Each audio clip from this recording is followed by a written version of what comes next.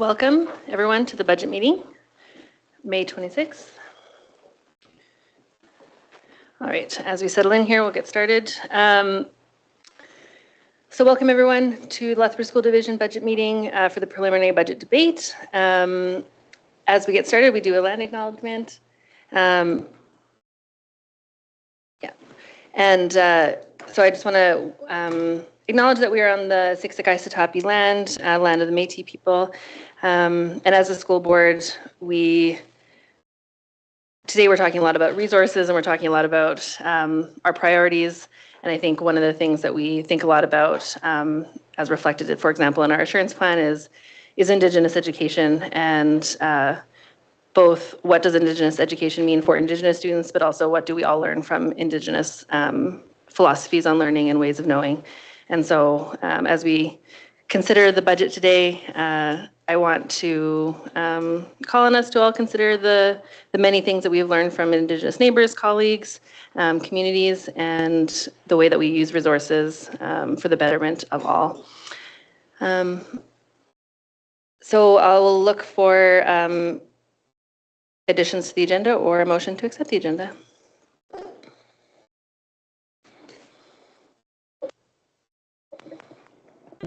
I move to accept the agenda as presented. All in favor? Thank you, carried. Okay, with that, I'll turn it over to Mike. Good afternoon, everyone. I'll make a few comments here today, maybe a little longer, more extensive than I normally would on a budget presentation.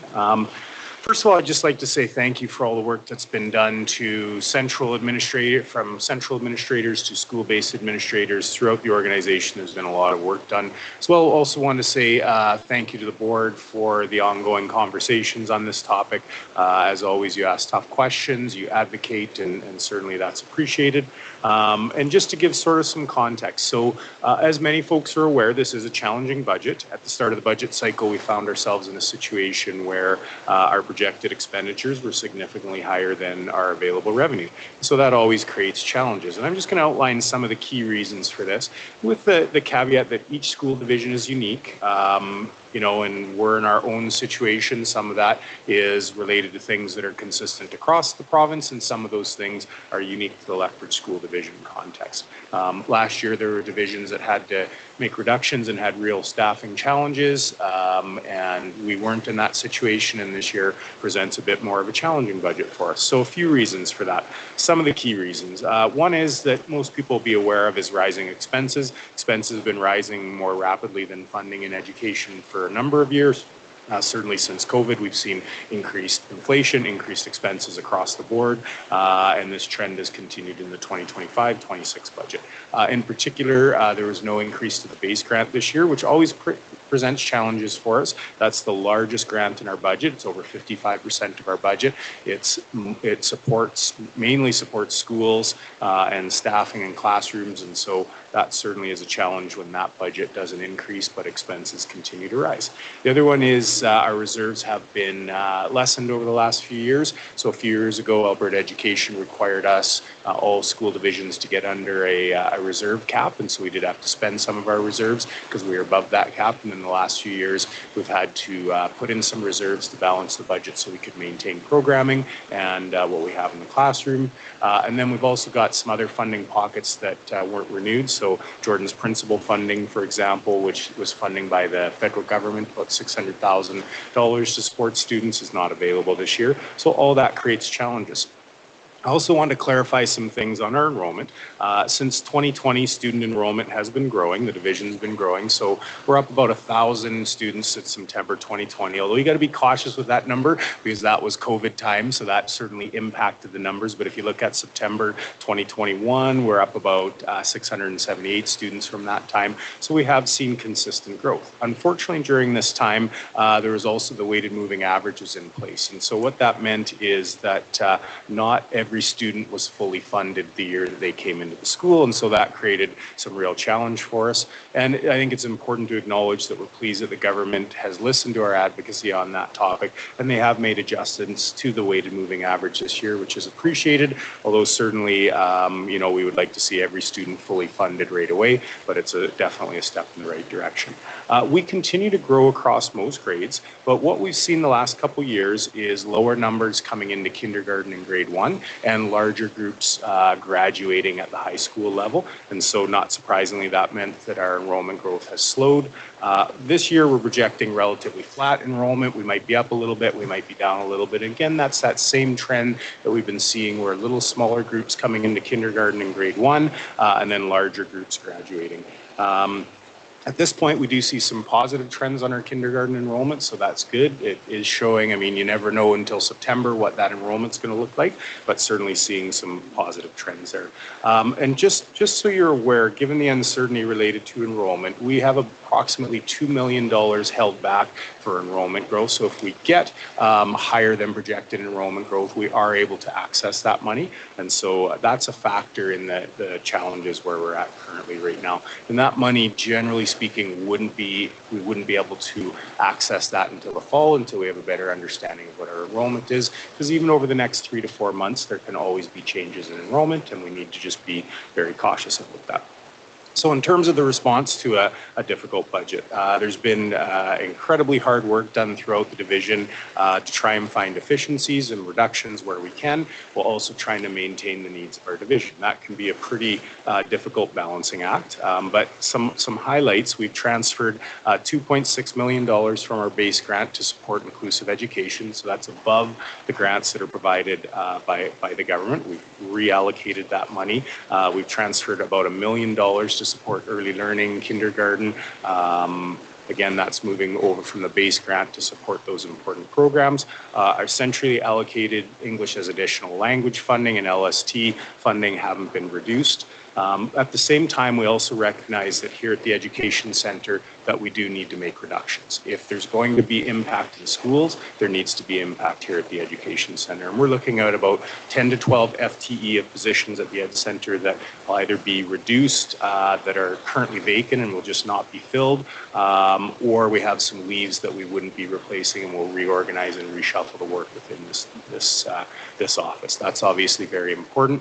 And then we'll also look to reduce committee meetings, the number of lunches that we have, all those sorts of things to just be more efficient. And we know the board has also taken a look at that and has certainly been very clear that that's an area that they will look at and make changes as well. About $119,000 has been moved from the targeted central administration fund into support schools, and about $200,000 from plant operation and maintenance has been transferred to support schools as well.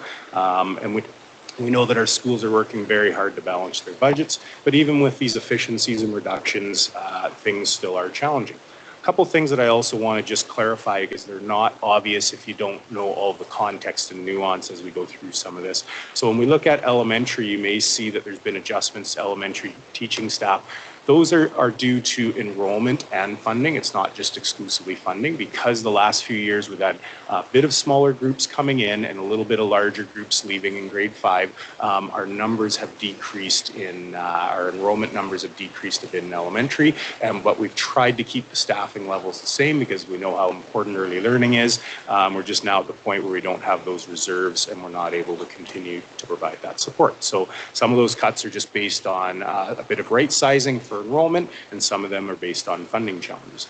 At the middle school, if you look closely at the middle school, they're projected to have proportionally a bit of a higher reduction in teachers, but their enrollment is projected to go up at this point. And what's happened with middle schools is for the last few years, the division has provided some extra funding to support middle schools because they haven't quite had enough in their site-based budgets to do the things they needed to do with their staffing. And so we've been able to support there. We just don't have those funds right now, and that's something that we're looking at and hoping that we can help out with that situation. So just wanted to make sure, because those things aren't obvious, so wanted to make sure that those were clear, and certainly down the road we can answer more questions on that. Of course, we understand the scrutiny that any stakeholder would place on any decision where we're not putting staffing or resources into directly into schools. And we certainly understand that, and that has been our mindset. We've certainly done our best to answer those questions. It can be nuanced. Sometimes we have contracts that can't be changed.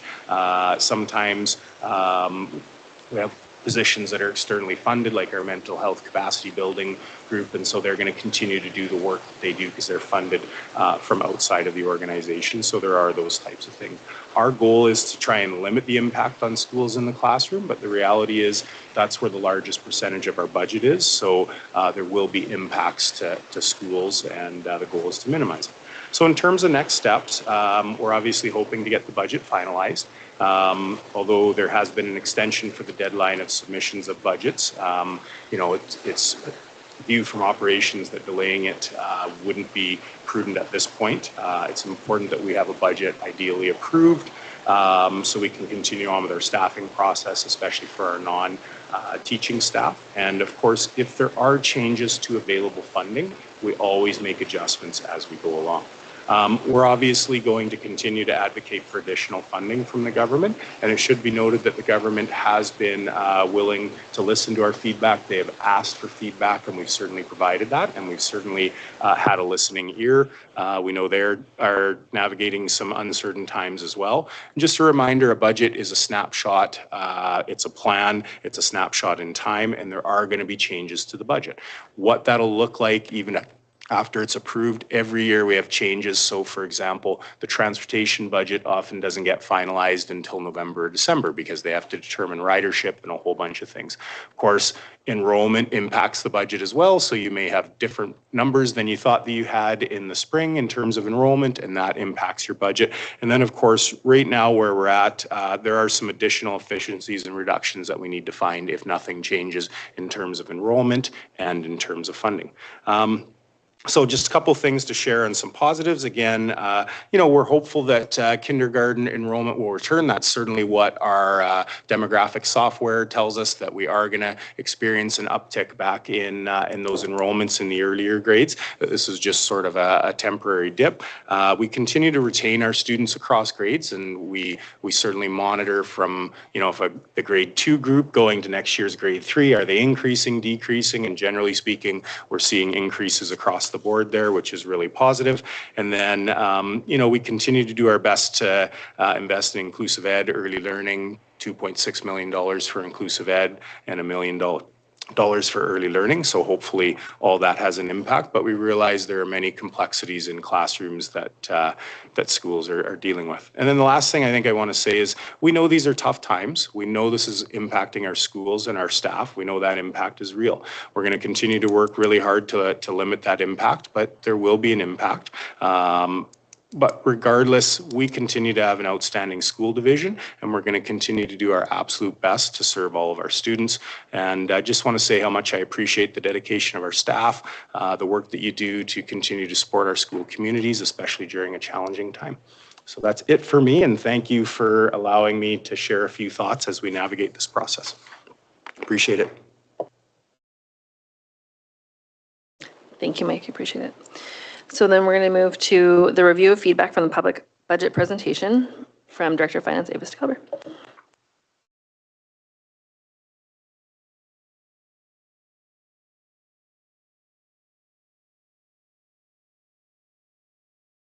There we go. Okay, I'm just going to.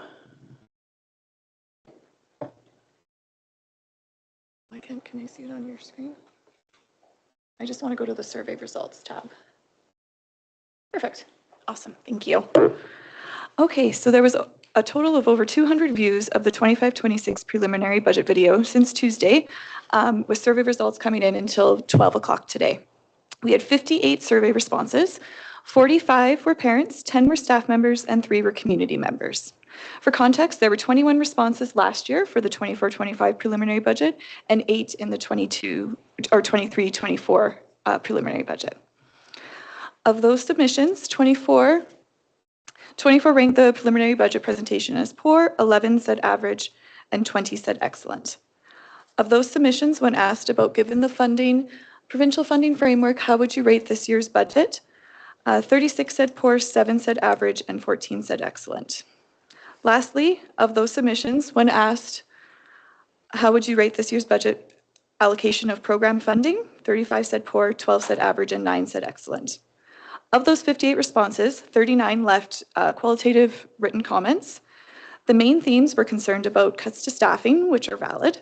There's always more needs to address than resources available. The division must weigh budget priorities with being fiscally responsible and working within the funding constraints the division is currently facing. As well, to clarify, there have been reductions in positions at all levels of the organization, including at the Education Centre. There were several comments about concerns about the provincial funding model, and I know the board continues to advocate to the province about funding every single student fully. Lastly, there were comments regarding the changes to transportation distance for elementary students and increased costs associated with the upcoming trustee elections. I would like to thank everybody who took the time to complete the survey and provide their feedback. And is there any questions on that that you would just want to have clarified? Craig? I think you just got the numbers mixed up. You said 35% for poor and it's 63, so. Oh, 35 answers. Oh, 35 Yes, answers. yeah, Okay. the percentages were different than All right, that. thank Yes, you. Yeah. Everybody else? Perfect. And then, yeah, the documents in front of you is just the full results with the full comments. Perfect. Thank you. Thank you, Avis, and thank you for the presentation, as well as thank you to the teams who make sure it's available online. It's an important step of the process. Okay, and so now we move ahead. Craig. I'd like to move in camera, please. Okay, with a motion to move in camera, can I? Yes, I move to go in camera. Thank you. All in favor?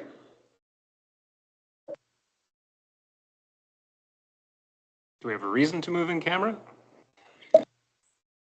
Yes, we do. It concerns some of the data in here that's directly related to some things that we are doing. Staffing.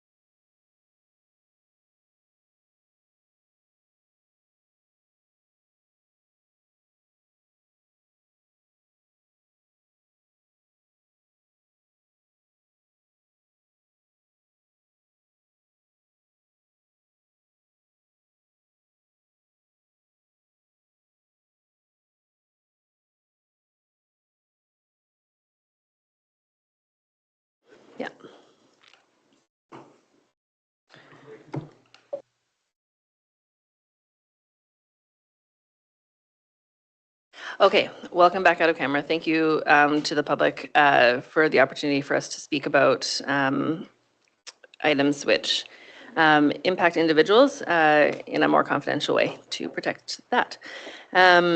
So we had completed number 4 and we were entering number 5. So we are going to opening comments from trustees. Each trustee will be permitted an opportunity of 5 minutes to speak. As I've explained to the trustees, I will be cutting you off with love. I have my timer handy. I'll give you a 1-minute warning so you know. The intention there is just to ensure that we continue to have a constructive dialogue and move the agenda forward to complete our legal obligation of providing a budget for our division. So Craig has offered to go first, and then we're going to go around clockwise, less clockwise. We'll go clockwise. Tyler's next. You've all been warned. Okay. Thank you, Madam Chair, for this opportunity to speak on the budget. After this is approximately in the 7th year of being a trustee in 2 different divisions, and to me, this is the most devastating budget I've ever had to work on. It's devastating because we're affecting people's lives, and that always hurts because they put their heart and soul into our division to teach or to support people. And when you have to realize that 77% of our budget is staffing,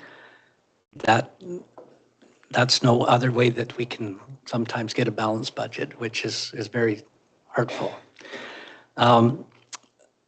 There's a couple of things that we need to let the public know, I think. One is that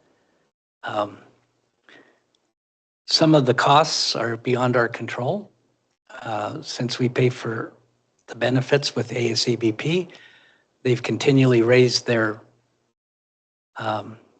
fees to us, and we're in a surcharge thing. So not only do we face like a 4.5% increase in that, but it's more like a 14% increase, which definitely affects our budget line. And there's no other way. We have to pay it.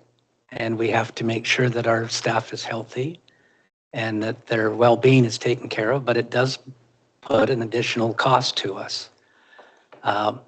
I have no problem in supporting the raises that were given to our support staff. They needed it. They deserve it.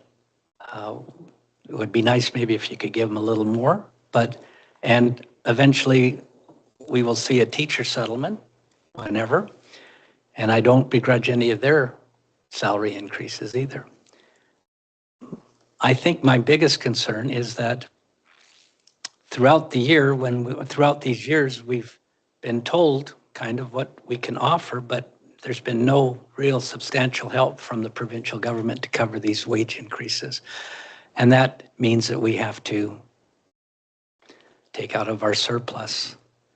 And again, the surplus is another area where we were told 3 years ago that we had to lower, we could only have a certain amount in a surplus. And we tried to obey what the government has told us, but that caused us to have some deficit funding for the last 2 or 3 years. And that now it kind of hits the pavement, the tires hit the pavement, and we have to release and let go certain staff people, both in central office and in the schools. And of course, the bottom line is the students, although everyone that works here gives their all to make sure they get a quality education, the students will be working with less EAs and less teachers. So, but we do have to pass a budget, and I would like to express my appreciation to all those, starting from our superintendent and our associate superintendents and our director of finance. They've, I think, have struggled and tried to alleviate as much as pain as possible, but they have to make decisions. And our board now has the opportunity or the function of approving a budget that, although we don't really like, it's still a budget that we have to approve. And so I finish with that I am appreciative of all the hard work that's gone in, And not only that, but I know that there's been hard work at the schools by the administrators because they're faced with telling people and working with people and not having the staff that they might have next year. But again, I'll just end that in all the years as a trustee and even as a teacher, this is the most devastating budget I've ever seen. Thank you. Good news is I won't take long, it won't be 5 minutes. As Craig said, and I'm sure everyone else around the way is going to say, very tough budget this year. In the end, we're about a $6 million shortfall out of the gates to get going. So the biggest problem that we have in my mind is that our support staff got some well-deserved wage increases recently, but those go unfunded by the government. And that is what puts us in a predicament like this. In addition to that, and sometimes they'll say they funded a different way or it's funded through our base grant, something like that, but we received no increase in our base grant this year either, which is 55% of our budget or 55% of our funding.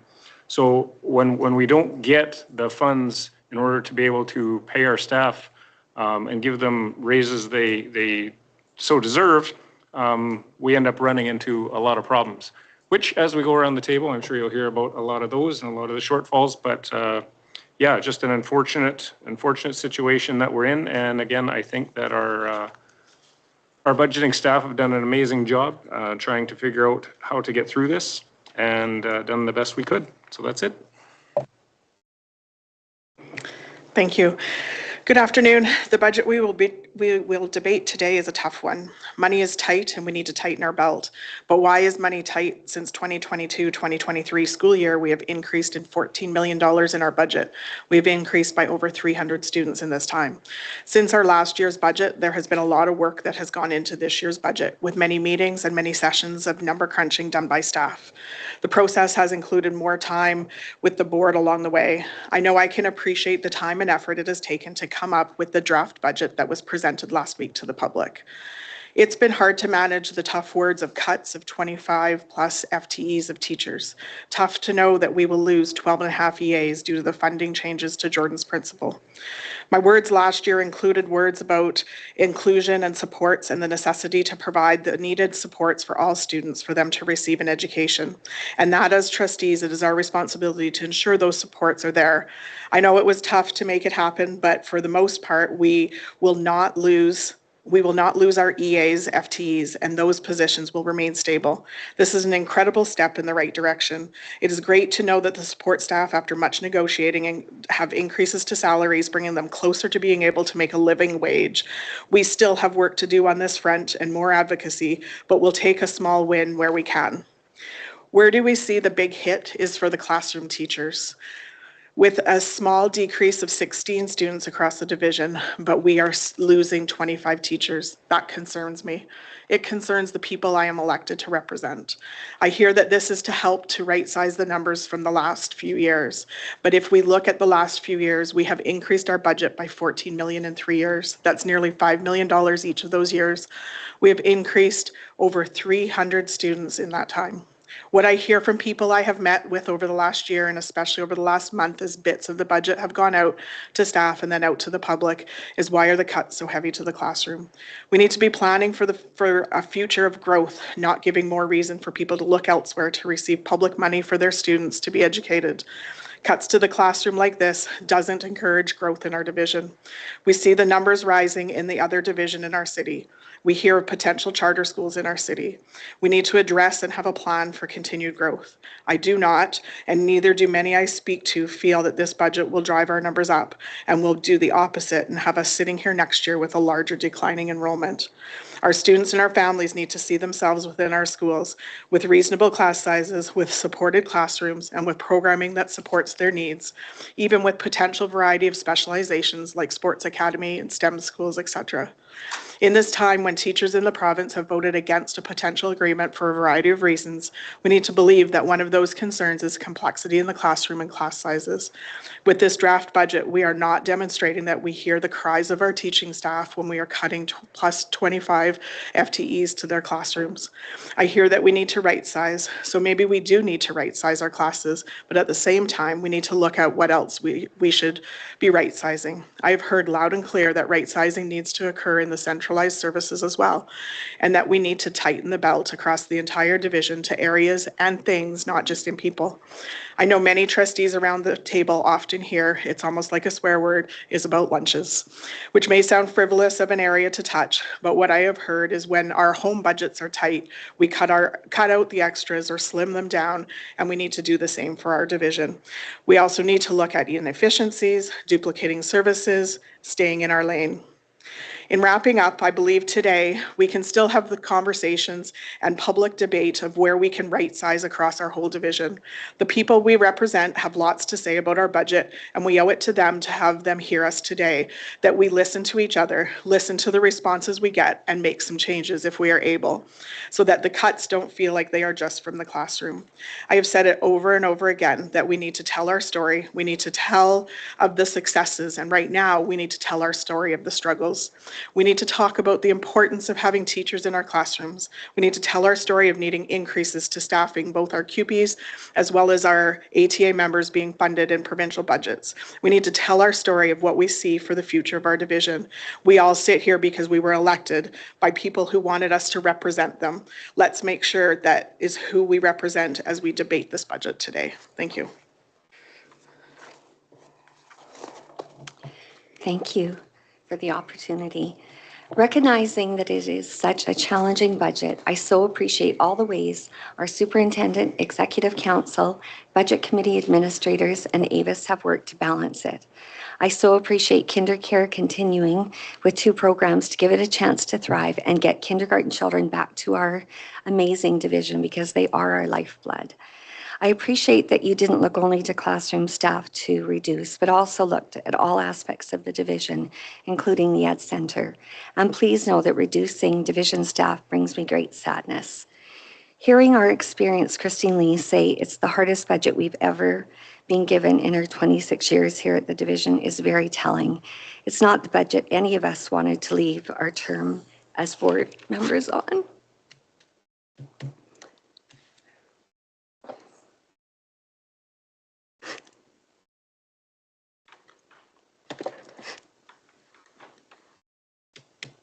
Sorry. I don't know if the 5 minutes includes crying.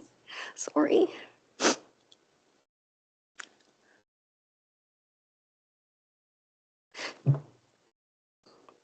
It's very important for everyone listening to know that we were given a 0% increase in our base grant, leaving us sorely lacking funds.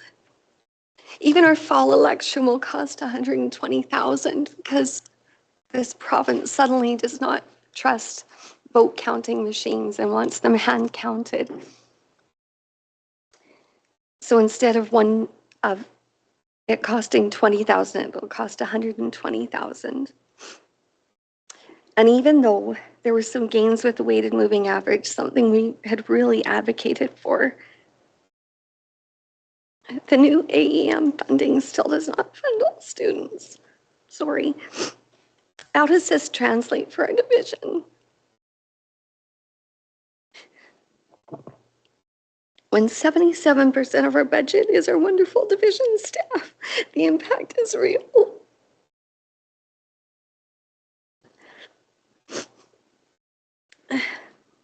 Our elementary schools will be down 34 students and yet lose 14.45 teachers.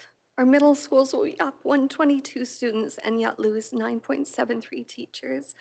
Our high schools will be down 76 students and yet lose 5.05 teachers. And these are just some of the staff cuts. I am happy for our staff increases for our QP staff, and I'm very grateful to have them on board as they're so important to our division. In closing, I want to say public education is very important to our province of Alberta. It gives every child, regardless of their socioeconomic background, a chance to thrive and succeed and go into jobs in our beautiful province. We must speak up for public education. I will continue to do my part to keep advocating for more funding, and I hope our province sees how important public education is and responds in kind to our pleas. In the meantime, heading into this budget today is a hard and sad day indeed. To all staff in every division position, please know how much I appreciate all you do for our students and their families. And even though cuts come, I have seen you all rise to the challenge over and over. Sorry. And I am in awe of you, all of you. It doesn't make the cuts any easier though, and please know I will continue to advocate for all of you. Thank you.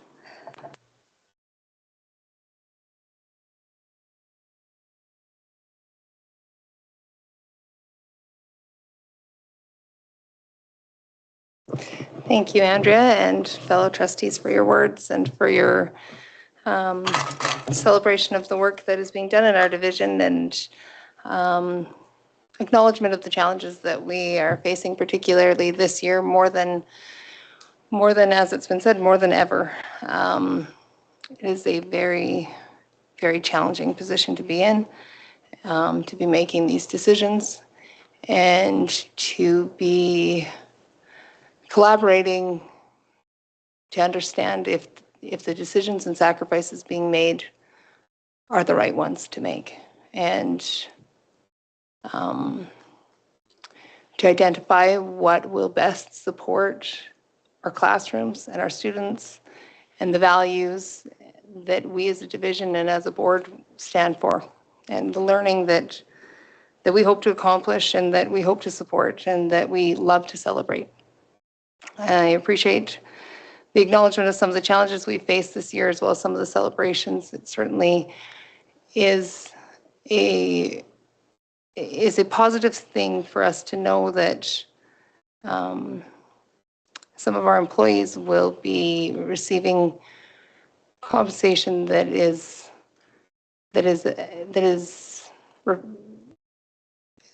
we've been able to support those increases, and to see them treated that way, and we celebrate that, and we appreciate the opportunity, and at the same time we carry the strong advocacy that these are very necessary changes. The money needs to be available to us to make those changes and to honor the people doing this work, and the government needs to recognize that and make that possible across the province.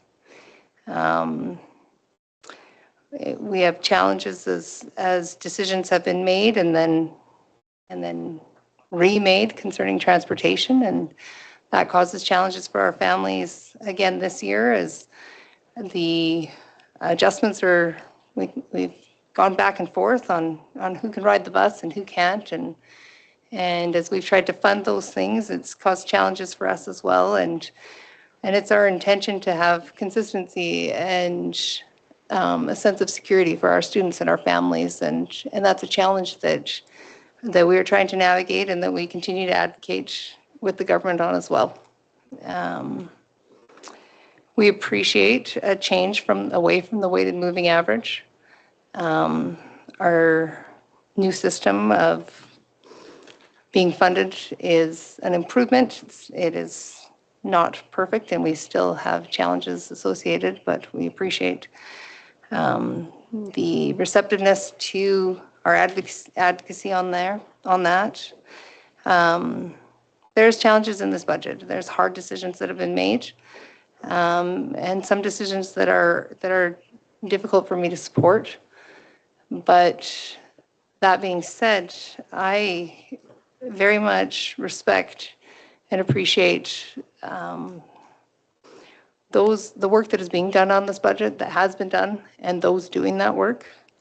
And I recognize an intention from everybody in this room to do the very best they can for education and for our students. And identifying what that is and how to do that, sometimes our perspectives are not aligned, but there is great value in the conversation and in the debate and in the discussion that happens. And I appreciate those who've worked tirelessly on this budget and those who have worked patiently in answering questions and in providing information and in discussion and been open and fair and transparent in those conversations and in the work that we're all trying to do. And really, I think I would like to call upon us as a board to continue to advocate with the government that we receive what is needed to be able to provide what is best for kids and best for schools and best for our division and best for learning. And that where we sit right now does not accomplish that. And we need acknowledgement of real increases to costs, and we need those changes to happen within our budgets. And so I will continue to work and to advocate along with the rest of the board for change and for funding to be able to provide the best. And in the meantime, I will work to do my best to represent the values and morals that I stand on and that those who have asked me to represent them stand on as well in supporting our classrooms. Thank you. Christine?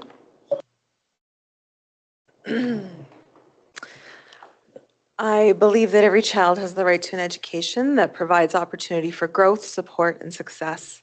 In a welcoming, safe, and caring learning environment, they can contribute and participate in the world in meaningful ways. Public education, funded through public dollars, is a community investment. And through this funding, every student should have equitable access to a fulsome education experience. This year, Lethbridge School Division has been presented with an exceptionally challenging budget, and I would say devastating budget. This budget highlights the impact to a continued inefficient and unsustainable funding structure, as well as the ongoing need for advocacy for both public education funding and public education itself. As has been expressed, I have gratitude for Alberta Ed moving away from the weighted moving average and hearing the collective voice of boards across the province, but it is not enough. We need full funding for every student, full stop.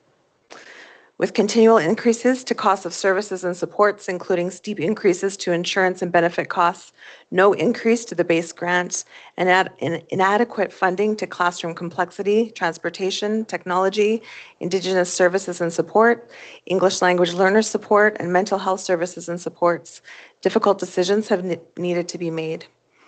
Province directed divisions to utilize their reserves and bring it down to a significantly lower amount than what we had accrued as a division.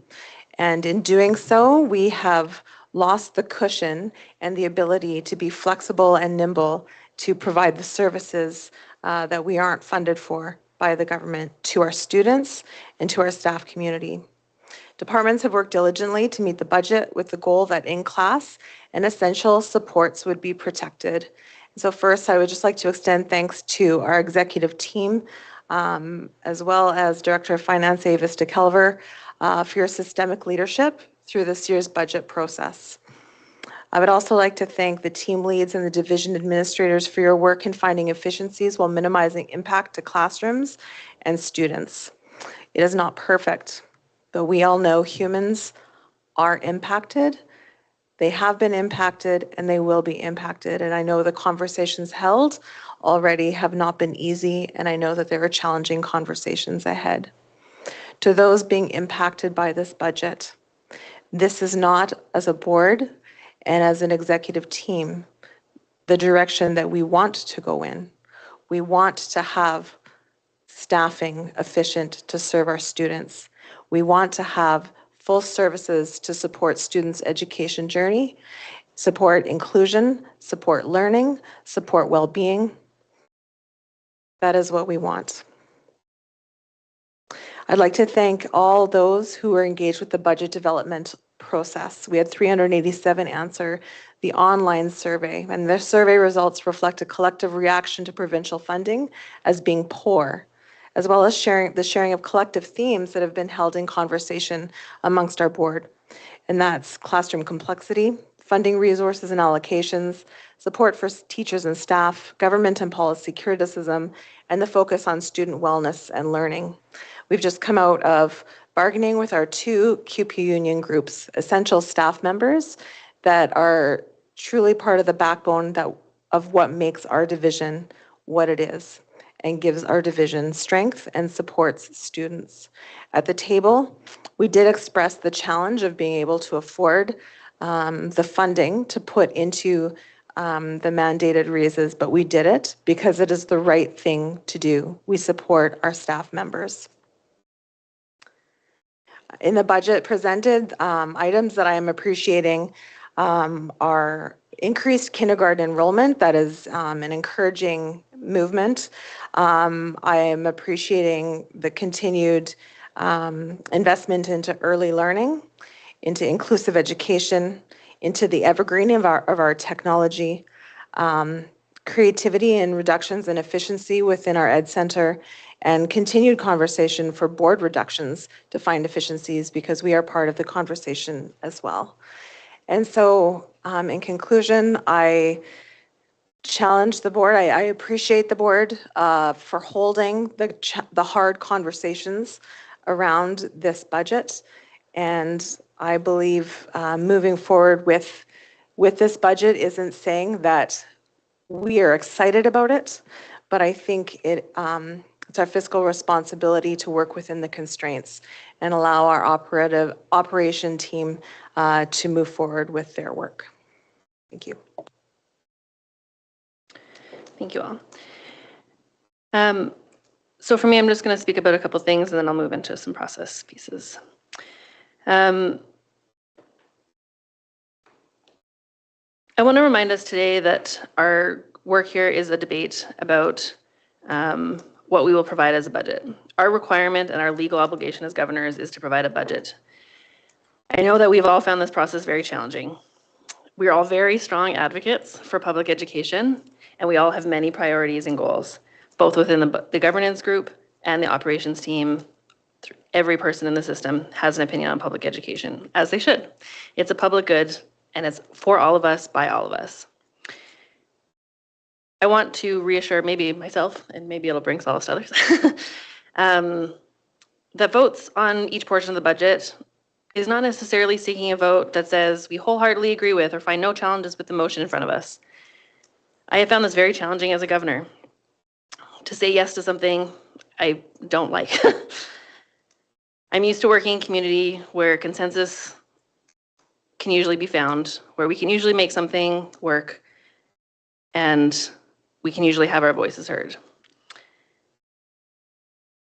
In this type of democracy, we have to trust that voices have been heard and choices have been made, sometimes in venues where we are not at. So what I have found that as a governor, my responsibility is to say, does this proposal meet to a reasonable and acceptable degree our requirements under the Education Act, our assurance plan goals, and our values as a board?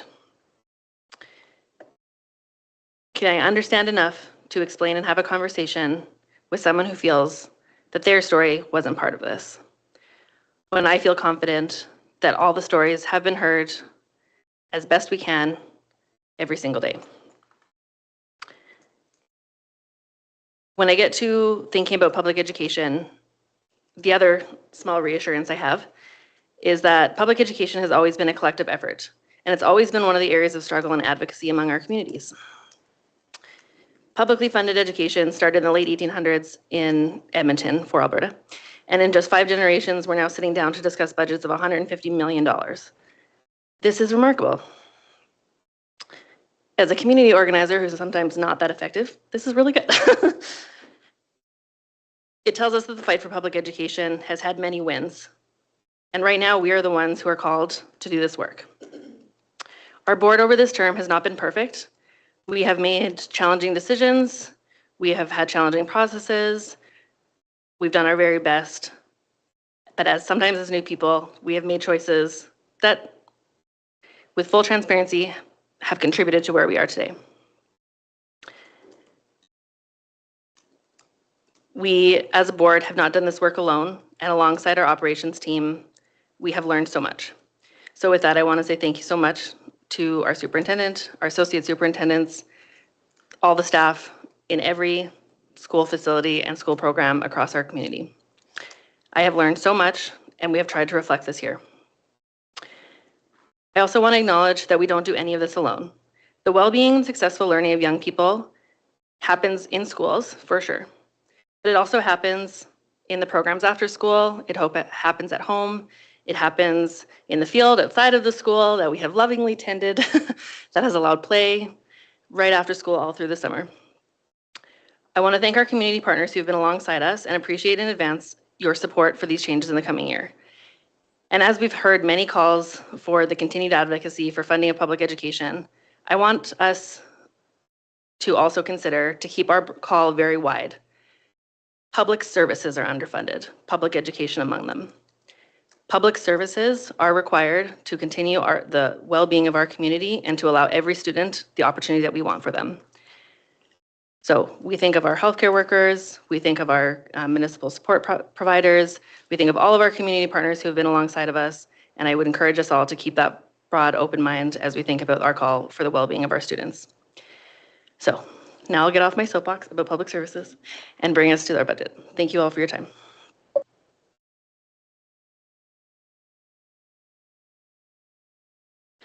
So as we are moving now out of the opening comments into our different sections of the budget officially, I'm going to provide a bit of guidance about how I'd like to move through this day, the rest of this day. So in order to keep us on track, I'll be asking for each topic, for example, 6A, to start with the motion. There is a recommended motion on the agenda, and I will ask a trustee to please make the motion. The trustee who makes the motion may start with an opening conversation, and then we will move into discussion. Any trustee is welcome to speak up to 2 times per topic, up to 10 minutes total. This is in alignment with our board policy. A trustee who presents the motion, as I mentioned, is allowed to speak at the opening and the closing of the debate. I will also be allowing members who haven't spoken yet to speak prior to returning to a trustee who has already spoken. If you are attempting to respond to a piece, please make a note and you can speak to it in your second section. We want to make sure that everyone has had a chance to respond. I would request that if trustees, if they wish to see changes to the motion or to a budget section we are in, please be prepared to provide clear direction in the form of a motion or amendment so that the board can vote on that recommendation. At the end of the day, we've had, as many trustees have mentioned, many engagement opportunities, many discussion opportunities, including multiple hours here today. We are looking to provide clear direction and ultimately pass a budget per our legal obligation. Does everybody understand where we're going? Okay, so we'll be moving into the agenda, the budget sections, and so I'll be looking for a motion on 6A.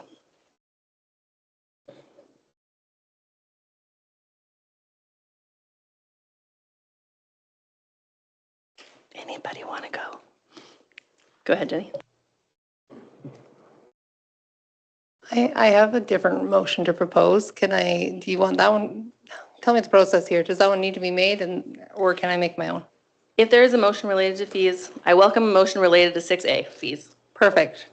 I would like to propose to the board a motion. I move that the board update policy 802.2 school fees to include direction and guidance which reflects and supports the overarching philosophies and values of the board and effectively supports division operation. Will you give those notes to Tina? Yes, I do. So just for clarity, for if anybody's watching, so that's not related to specifically passing the fee section of the budget. It is related to directing the committee, the policy advisory committee, or are you just looking to make that amendment right now? This is to direct the board because in the past, this is an area where we had issue as a board with some of the things that were presented to us, had concern, and something that we talked about making change to throughout the year, and recognizing that conversation has been held and progress has been made in that area. The fees themselves remain the same and remain unchanged. And so what I'm looking to do is accept responsibility for that as a board, that we have had a lot of conversation but haven't taken action, which has resulted in change. And so I believe we're in that process and that it's been a good process.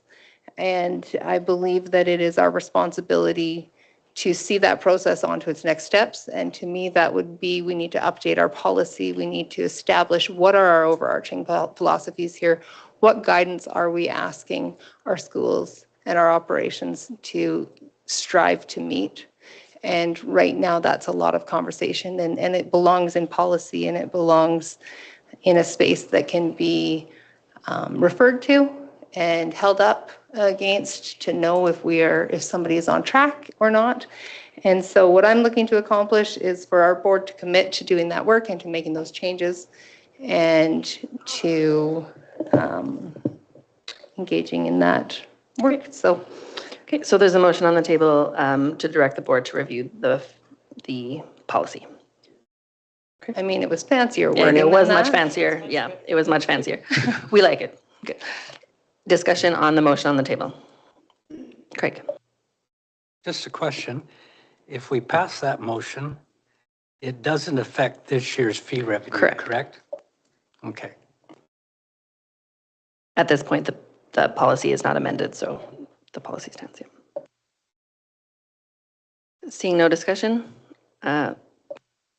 Sorry, may I ask for a reread of the motion? I move that the board update policy 802.2 school fees to include direction and guidance which reflects and supports the overarching philosophies and values of this board and effectively supports division operation. Thank you. Okay. Seeing no discussion. All in favor? All opposed? Carried. Seeking another motion related to 6A. Tyler. I move that I can't talk. I move that the board approve the 2025-2026 school fee schedule as presented. Discussion. Jenny. As part of my ownership to the work that I believe that I have a responsibility to accomplish, I will not be voting in favor of this one. I believe that we've held the value of keeping our school fees as low as possible, and that statement exists in our board budget philosophy statements. I can't remember what it's called, but and that is work that we've discussed doing, and work that I feel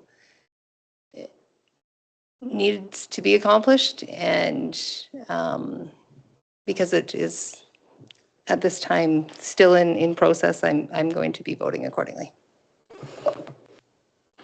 Thank you. Any other discussion? Allison. In regards to school fees, certainly wanted to have the discussion at this board table. I think that it's important that it is a discussion that we have and that people hear from us. And we've made some movement over the years. And last year we did change some policy. And I know that much work has happened throughout the division over the last year, with lots of work still to happen.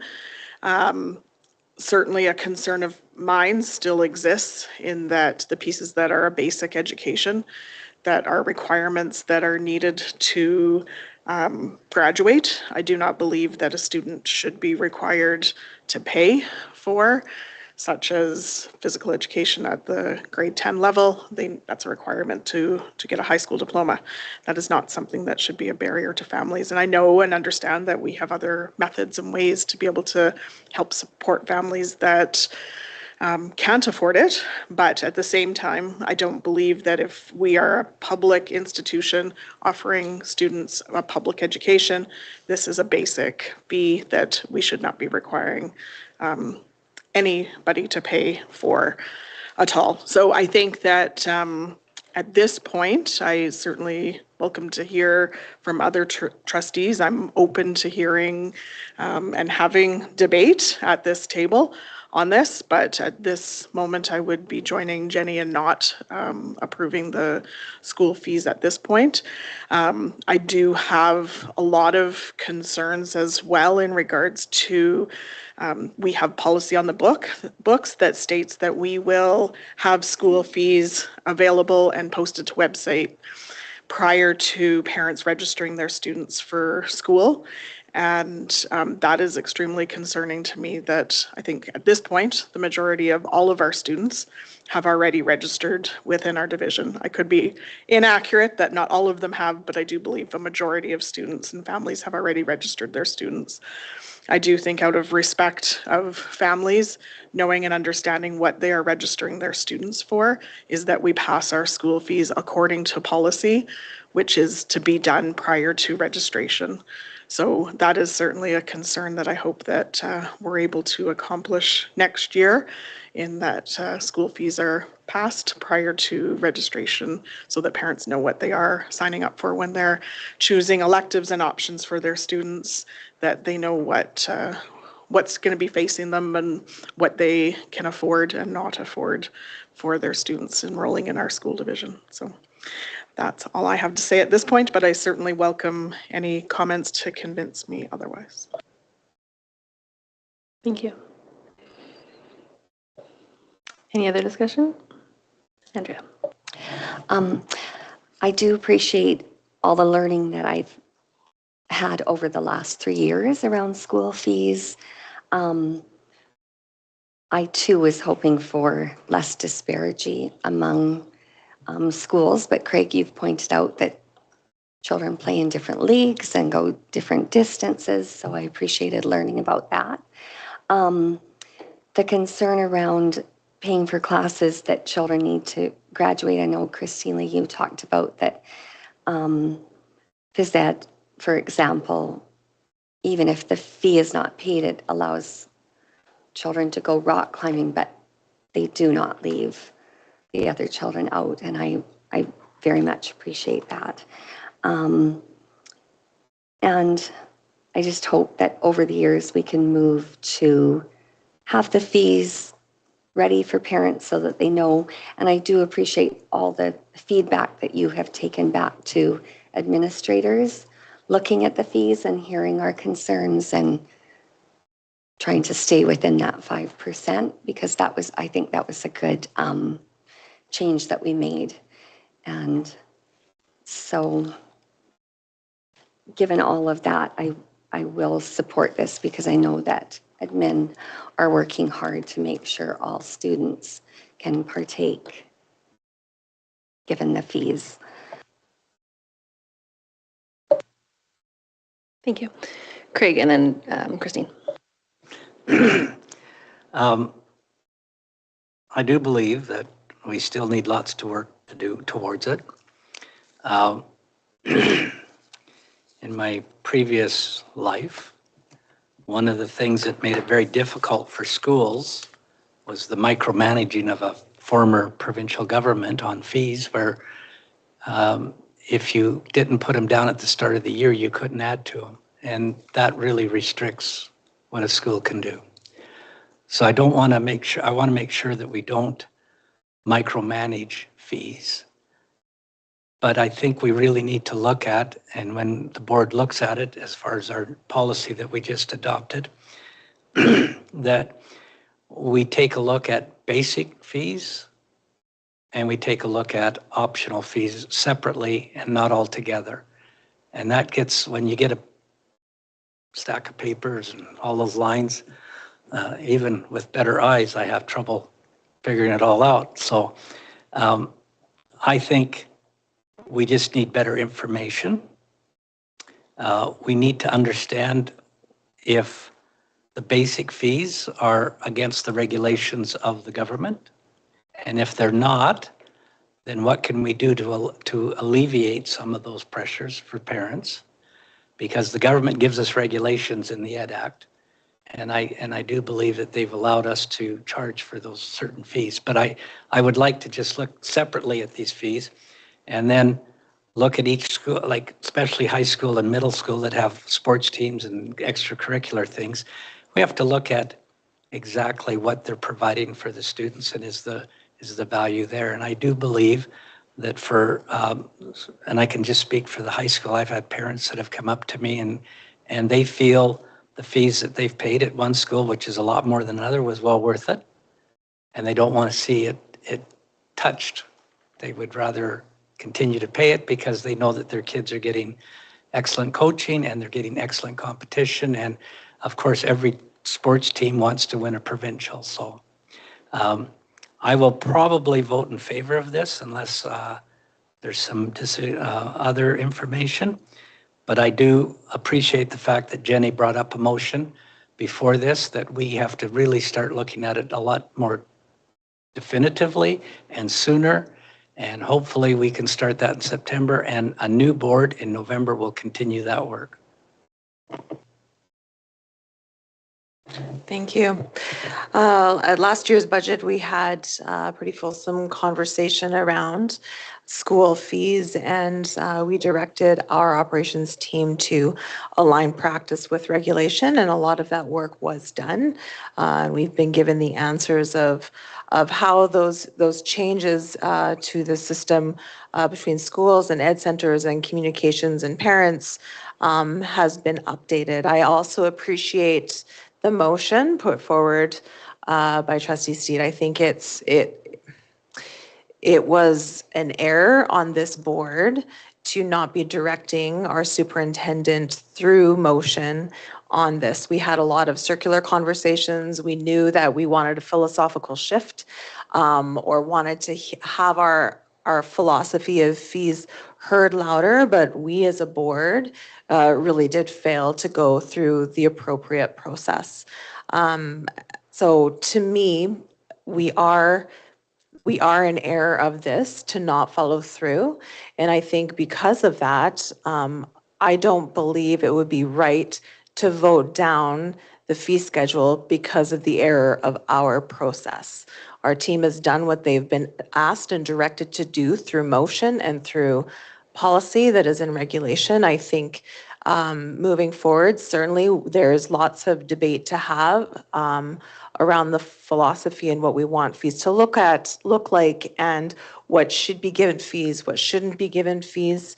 And certainly, I mean, people absolutely have the right to not support this section of the budget, but I think the question I would ask you is, can those changes be implemented within a month, right? We're looking at the extended deadline of the budget even, and I don't believe that they can. I believe we need to give ourselves as a board the appropriate time to hold these conversations and craft clear and specific policies and motions that can clearly direct. So I will be in support of passing the fees for that reason.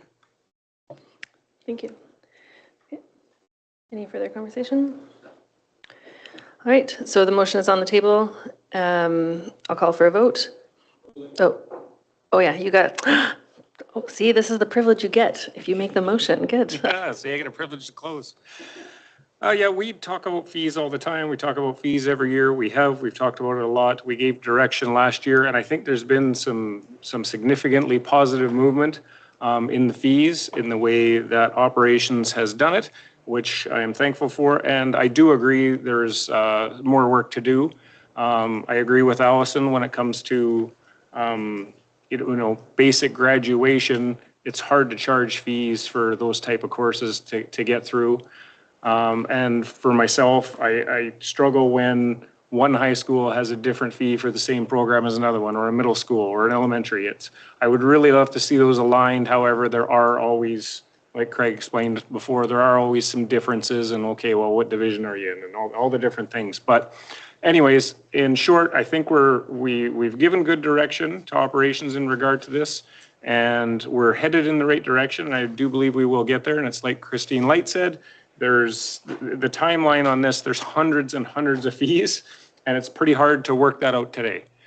So I think that we have, and with the prior motion, which for me, like I said, to me, we discuss it all the time and they already have direction, that's fine. But either way, I do believe it will be worked out over time. So I encourage you to support this motion today. Thank you. Thank you very much. Okay, I will call for a vote. The motion is before you. All in favor? All opposed? Carried. Okay, I'm looking for a motion for 6B.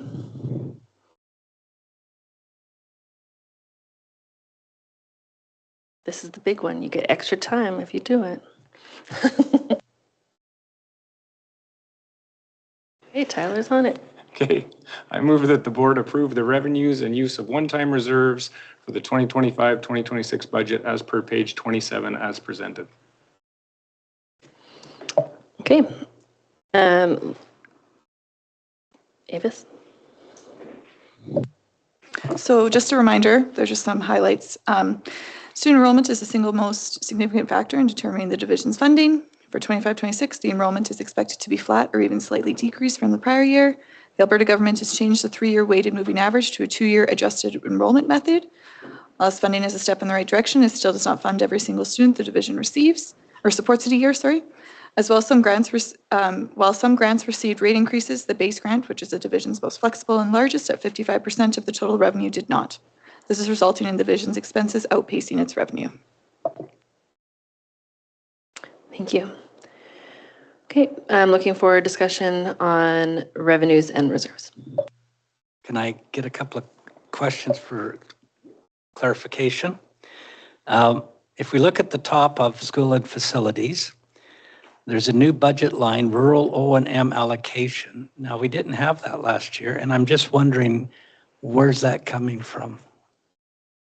It's part of a new Alberta education funding envelope. Yeah. It's essentially, it recognizes sparsity and distance. So it recognizes there's cost of getting services from like Calgary and Edmonton are kind of like ground zero. And then anybody outside Calgary and Edmonton, you have a little bit of a distance, kind of like the old sparsity and distance they used to give. So it's direct. If you're in a rural, you're definitely going to get more than you would in an urban center, but we get a little, I think it's like a 0.1 factor. It's very small. Well, yeah. Nice to be regarded as rural.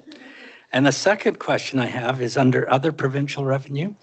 Last year, 24-25 operating budget, there was a line of $222,059 for French immersion revenue, and this year it's zero. Could you explain that? Absolutely. So that is our OLEP funding, and that usually is approved in June or July, what the amount of our allocation is. So then it's updated in the fall, and that's for our 3 French immersion schools.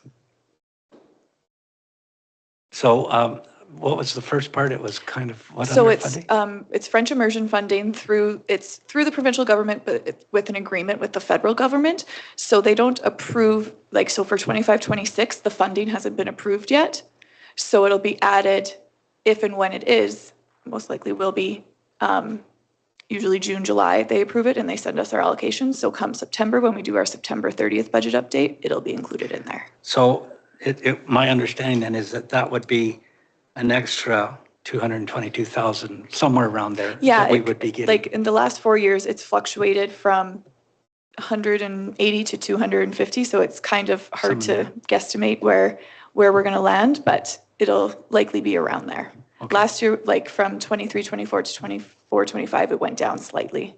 And so that is funding for all French immersion students in Agnes Davidson, Gilbert Patterson, and LCI. Yeah, we take the funding and we do it on a prorated basis for enrollment. Okay, thank you. You're welcome. Allison. In terms of asking questions and staying within your time limit, can I ask my questions and get the answers and keep going? Okay, sounds good. So I had the same questions in regards to the French immersion piece, just in regards to advocacy around that. So with the OLEP funding, it's a federal government issue and concern. So is it still remaining that it's a federal government issue and concern, even though it's a provincial decision to actually give it or make the decision for us? So I know the provincial government and the federal government have signed an agreement, and I think it goes till 2028 now. And so it comes as provincial funding. So we see it on our funding audit confirmation at the end of the year. So it still is considered provincial funding. It's just kind of the federal gives it to the provincial and then gives it to us. And then my next one is in regards to still in the same piece, the provincial revenues with the curriculum funding of 121,244. My understanding is it's new curriculum funding, but in the previous year we had 441,000. So can you tell me, was the 441,000, was that positions that are now no longer, and how will that piece in this area work? Absolutely. So start back in 24-25, that 440 is a combination of they give it to us, the new curriculum money, in two kind of pools. There's resources and then professional learning, which professional learning can be used on staffing. So last year, a portion of our curriculum support teachers came out of that funding, and then the resources was separate. Then the remainder is used for subs for professional learning days. Then, for 25-26, we will have some carry forward from 24-25. We just don't know how much when the end of the year is done, then we'll determine that. There also likely will be some additional funding that will be announced for 25-26, hopefully in the next few weeks here. And then same thing if that's for professional learning or for resources. That amount right now is for one curriculum support teacher is what that funding is for. Thank you. This is one that's actually not in here, and it looks like it's a reduction, is the decrease to zero in the dual credit grant for us losing $50,000. So that is in this section that we are not seeing that. Correct. Yeah, because that was a one-time grant that we received for 24-25, and we haven't received it for 25-26. Okay. And then also in this section, we have there's so much in this whole document, and then our other documents, just in regards to the FCSS and the city of Lethbridge piece. So just appreciation. I think that our city continues to choose to provide the funding. I think it was around 200,000 or just over that 200,000. I think that it's important that the positions that we have, that we hire for those to accomplish what FCSS is wanting us to do for the city is phenomenal. So just that partnership together with the city is important, and we certainly as a board talk about the collaboration and the community working together with stakeholders, and I think that this demonstrates that ability for us to do that. Yeah, it's very appreciated because I know that grant is very oversubscribed by, I know when we met with them, they said they had lots of asks. Yes. Yes. Yeah.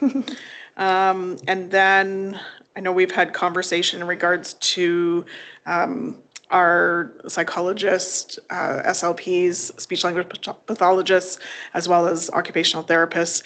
So just looking for, has there been exploration of revenue to receive from Alberta Health Services to cover those positions?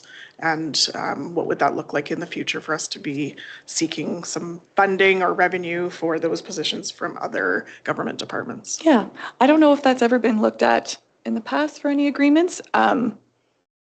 I'm sure I can certainly look into it and see what avenues there are for us to do that, but I haven't, but I can certainly take a look. Okay, thank you. I appreciate that. And at this point, that's all my questions. Thank you. Go ahead, Greg. And I think this is important for the public to hear. Last year, we received $660,321 for Jordan's principal. And I know and I appreciate how our administration deals with that by not hiring support staff until we have the money in the bank, because you don't have problems that way. Can you explain what the main reason for the government, of the federal government, not funding the Jordan's principal like they've done in the past? Because I think it's important for the public to hear that. Yeah, and more you can certainly jump into. I would say there's, the asks are larger than their funding at the moment, is what I would say. That's, yep, the short answer. Now, is there a possibility later on in the year that we might get additional funding for Jordan's Principal or not? When we met with them, it was a pretty definite no. No. Yep. Okay, thank you. Yeah, you bet. About Jordan's Principal, did they give any other avenue to look for that kind of funding? Okay. No, it was pretty, like, yeah, it was just a no. Thank you. Jenny, go ahead. Just to make sure I'm on the right page, literally. When you're saying page 27, which document are you referring to? The executive summary, the public executive summary document. summary. Okay. Yep, the breakdown of the pie chart with the revenues. Yep. Perfect. Okay. Thank you. On the next Sorry, page. one sec. I think Jenny still has the floor. Jenny has it. My question just is, can you give us an idea of what falls under miscellaneous? Yes. Does it show up on this?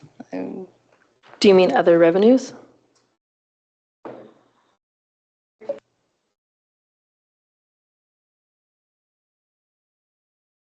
We were just, like other revenues or other provincial revenues?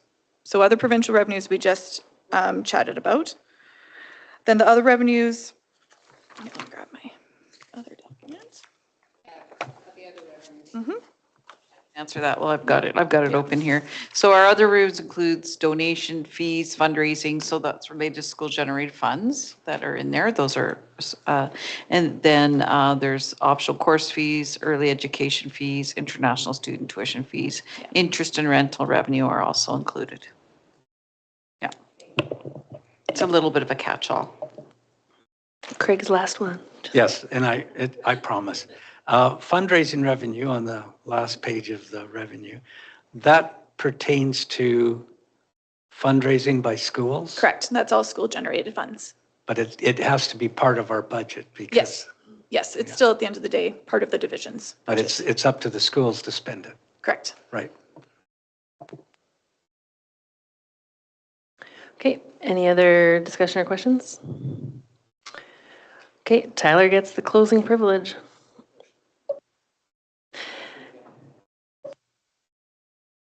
Okay, the motion is before you, that the board approve the revenues and use of one-time reserves for the 25-26 budget. All in favor? Well, carried.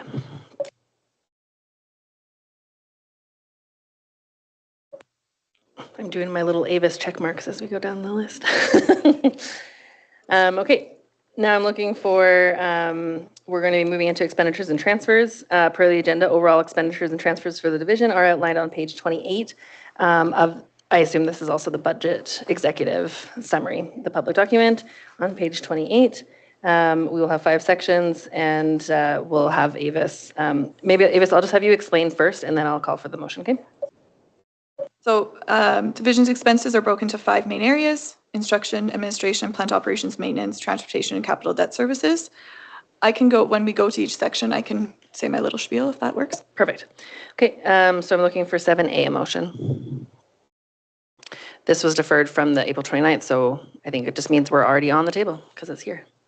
So the motion is that Lethbridge School Division provide non-union staff wage increases as follows: 3% per year for the next 4 years.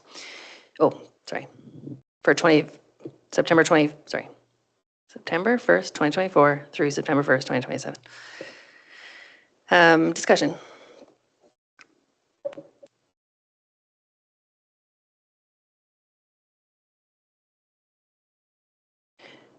I can speak to, do you want me to start? Okay. I'm in support of this motion. I feel strongly that all of our staff are contributing significantly to the success of students, and that maintaining basic compensation, which at this point 3% is barely cost of living, is our responsibility and right as an employer. And I think we had this discussion as a board a few years ago, and we had another round of union negotiations, is that we do have a number of staff who contribute significantly to our division who are not part of a negotiating block and don't have that a way to approach us as their employer. And so for me, this process removes the back and forth about this and ensures that we respect the work, the qualifications, and the impact that these staff make in our division. I'll be in support of it. You want to go, Alison? For the these salary increases, is it my understanding that the budget already represents these salary increases? So it wouldn't be in addition to what we're seeing already and what we're already planning to debate. Okay. Yes. I fully agree that, you know, it's when we look at inflationary pressures on our households expenses, it's certainly a challenge for all of us in our division, no matter what position you're in. I think that the hold off certainly last month was, we knew that there was an agreement out waiting to go through. I do think that at whatever point we move forward with that one, it won't be any less than what has been presented, which would then bring us back to the table to be discussing and debating this again if we were to hold off on this or do something different. So I do think that it's something that would be reasonable across our division to be able to provide this piece to all of our staff.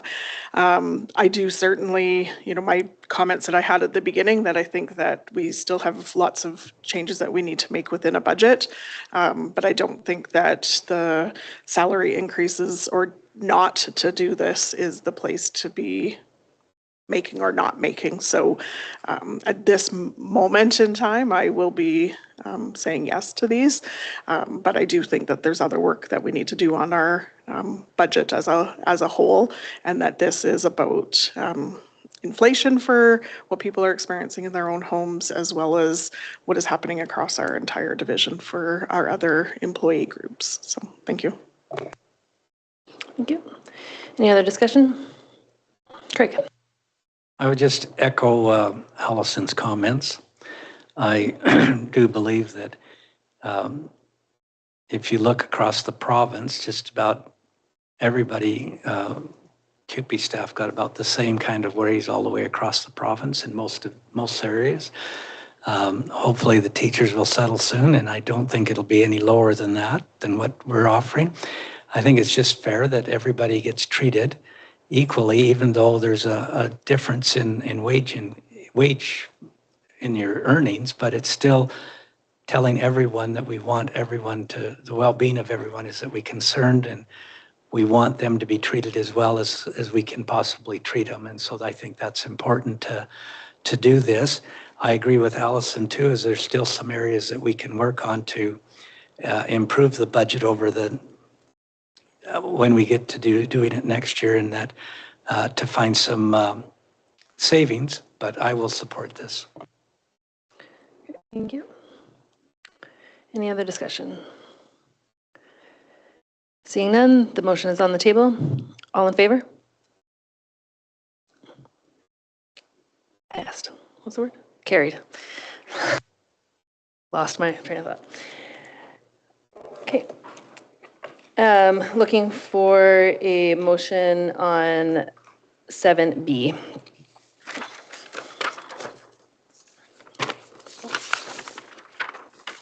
Oh, you have to make it up yourself. Someone gets to do the hard work. So 7B is regarding a discussion on the potential recommendation for a trustee honoraria increase of 3% effective September 1st, 2025. I can speak to this as well. I would be in favor of a discussion on, or an increase for the trustees starting in the new term.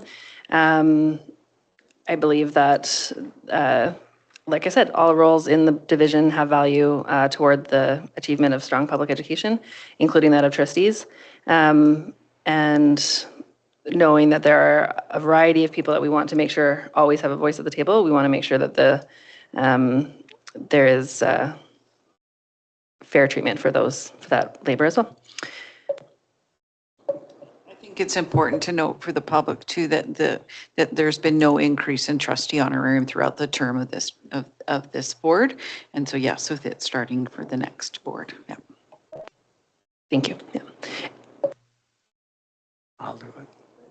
I move that the trustee honorarium increase by 3% effective September 1st, 2025.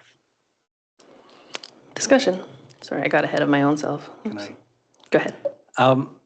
There's been lots of comments over the last couple of years about trustee compensation, and it's always difficult because it's us that are trying to decide what to set.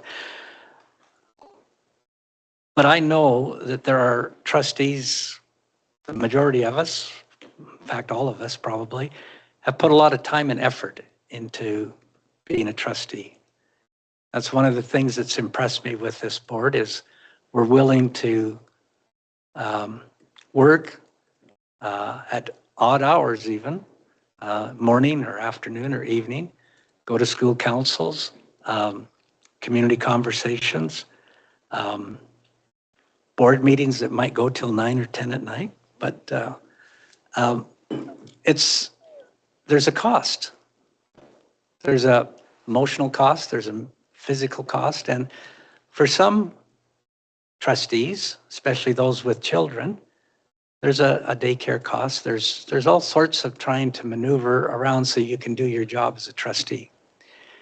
And I'm hoping that as we get into next year, the board will sit down and make a policy that will take that kind of away from us and just say, whatever the staffs are making are increases, that the trustees will get the same. And it's not easy being a trustee. I think all of us could agree. There's people that phone us, there's people that talk to us, some don't agree with us. We sometimes don't agree with each other, but in the end, we're all looking to improve the school division and improve the programs that we have for our children. And I think also it's been mentioned that some people would like to, but they have to give up a full-time job maybe, or try to work around it. And it's not fair. And I think this is just a small thing, a small token that would show people that we believe that our job is important and that we work hard at it. And I don't think a 3% is going to break the budget. Thank you. Any other discussion? Allison. Thank you. And it certainly is difficult to have a conversation about giving trustees an increase, but I do think that I view it as there has not been an increase to trustee honorarium in 6 years. So this board has not looked at or reviewed that piece. I think it's important when we look at the value of trusteeship is that we honor it as an important role in our community and in our school division. And by doing so, by providing an increase that, again, same conversation I just had in regards to inflationary costs that families are facing, that 3% of, I think it's $25,000 is not very much that we're giving. And I do want to ensure that trusteeship is something for anybody, that they are fairly compensated. And I do think, as Craig said, that most times we probably put in way more hours than we ever are compensated for.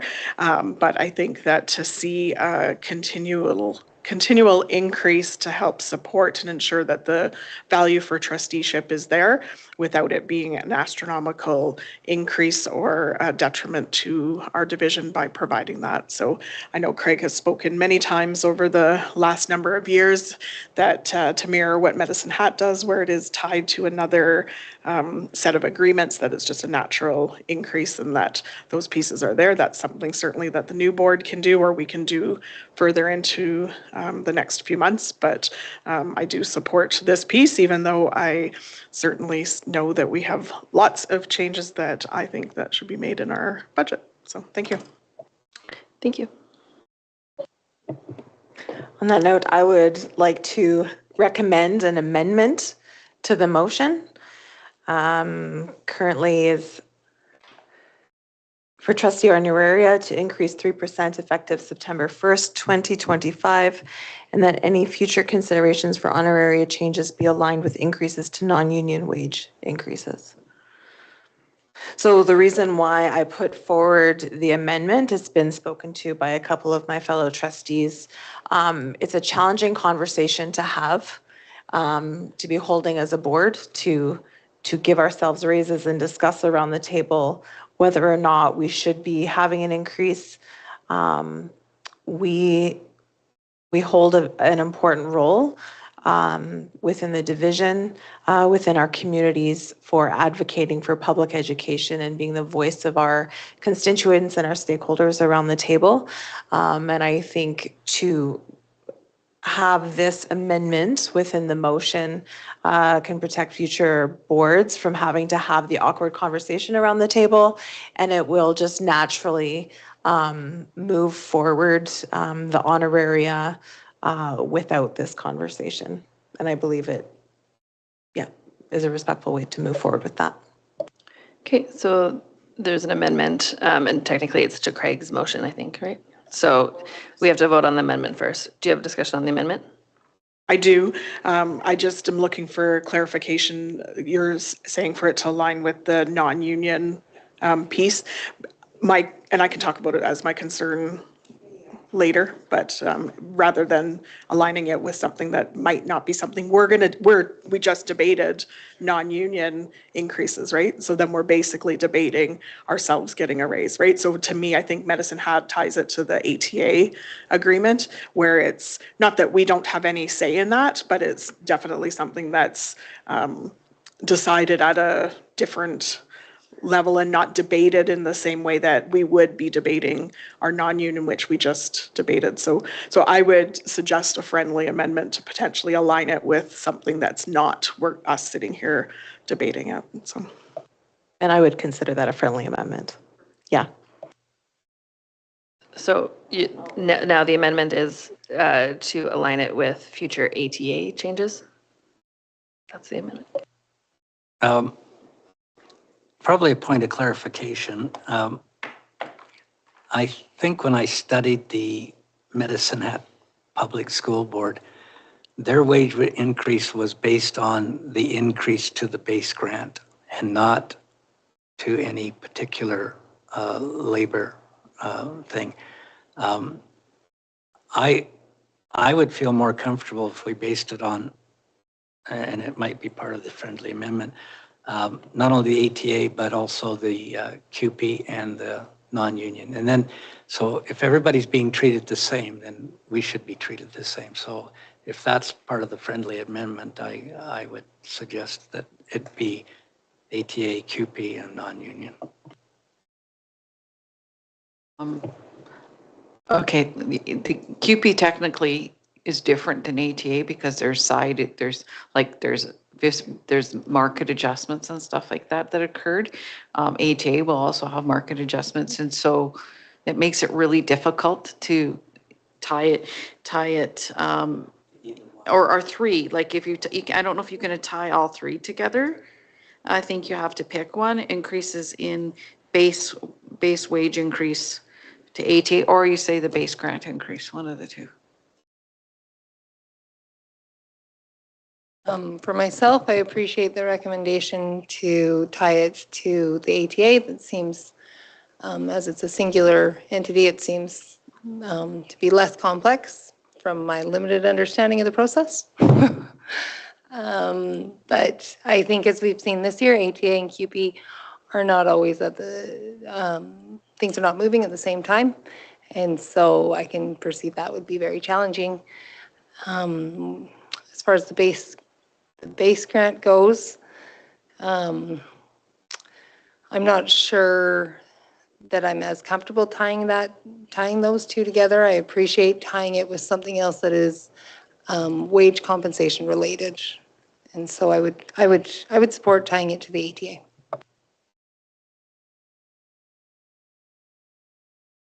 You took that as a friendly amendment? Okay, so let's vote on the amendment. The amendment is to have the trustee honorary increase 3% effective September 1st, 2025, and future changes related to ATA, excluding the current negotiation? Okay. Okay. Go ahead, Tyler. Okay, you can't exclude the current negotiation because you're tying to it, so that can't happen. The other thing is yeah, the ATA agreement currently, as it sits, is going to have retroactive pay to September 1st, 2024, something else in 2025 that may or may not be 3%. So if you're going to tie to ATA, I'll give you two options. If you're going to tie to ATA, you would say with the future increases tied to ATA contract wage increases on or after September 1st, 2026, because you're trying to give yourself a raise for the current year. So you can either tie it to that date and then whatever ATA has going on from September 1st, 2026 and beyond, you can tie to that. Otherwise, at this point, you could go with the last, the 3% in 2026, 3% in 2027 to tie yourself just to non-union for now and work it out in the next 2 years. So I would suggest those are your two options. And I'm not sure how you figure that out under friendly amendments. But anyways, that would be my suggestions. I think the amender gets to decide what's friendly. I think you're taking yours and just saying ATA contract increases on or after September 2026. Yeah, I'll just add that and then that gets you your clarification. I think. Okay, so the amendment is to add to the regular motion future compensation tied to ATA starting September 26. Do you want to reread your thing with the friendly amendment?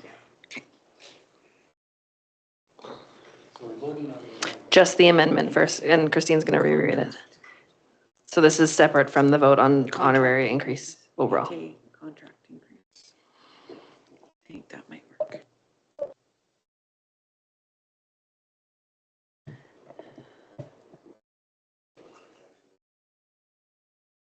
The trustee honoraria to increase 3%. And that, oh, no. Oh, sorry. And that any future considerations for honorary changes be aligned with increases to ATA contract increases starting September 2026. Thank you. So voting on the amendment alone, voting. September 1st, 2026. So is that a vote, Tyler, or a question? Question. Is it? Okay, Yeah. sorry. Do I need to Okay. extend past 6? Is this a real board Yes. meeting? Pause. Can I get a motion to extend past 6? Tyler, begrudgingly, I'm sure. All in favor? Passed. Carried. Okay, Tyler, comment. Okay, it can't be based on contract, it needs to be based on wage increase. There's a million other things that will be happening inside the ATA contract. There might be leave days, there might be all kinds of things. So you need to tie it to their wage increase.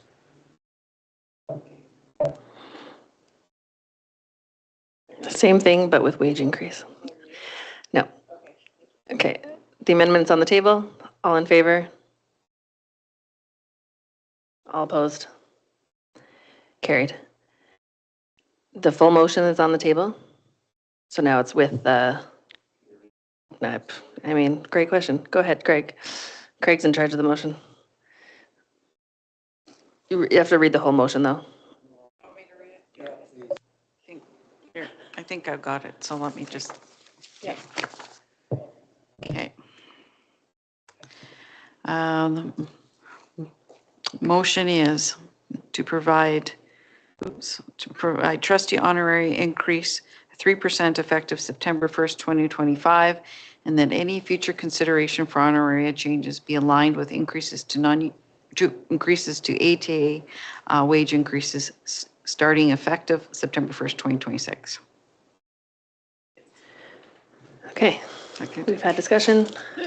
Oh, Andrea? I appreciate all of the comments, and especially after meeting a young mom with children, I would love trusteeship to be accessible to all. I value all of you as trustees. I've been honored to serve alongside of you, but just in this year with all of the cuts, I won't be supporting this. I just wanted you to know before I'm the one who votes against it. Thank you. Thank you, Andrea. Okay, the motion is on the table. All in favor? Oh, sorry. Yeah, sorry, closing, go for it. Yes, I appreciate your comments, Andrea, and I think in light of everything, it's a small increase and the big important thing is to remember that we're allotted money for administration, which isn't part of the instructional budget. And yeah, if there's a surplus, then we can switch it over, but that we're given an administration budget. And if you look at trustee compensation and benefits, it's less than 0.5%. So I don't think we'd be out of line to approve this. And I do feel that people that want to run for trusteeship should know that there's some sort of compensation. And I didn't like what Medicine Hat did, which is tied to the base grant, because look, no base grant increase or 1%, and then the teachers settle for 3%, and that's out of our hands. So I think this is the right way to go, and it doesn't affect instructional budget, and it doesn't increase drastically our 0.5% of the administration budget. Thank you. Okay, all in favor? All opposed? Carried. So now we enter expenditures. 7C, instruction. Avis, do you want to speak about it? So just a kind of overview. Instruction is 81% of the division's entire budget. And this budget has been most impacted by the funding constraints the division is currently facing, with an overall 2% decrease from the prior year. Funds from other areas have been transferred to help the instructional budget, including $119,500 from administration, $200,000 from PO&M, and $50,000 from transportation. Teacher positions have decreased. Educational assistants that have been funded through provincial dollars have been maintained through a higher allocation of base grant funding to inclusive education. There have also been instructional positions eliminated at the education center. Staffing supports have also been added in preparation for the West Cooley Station Elementary School opening in September 2025. Thank you.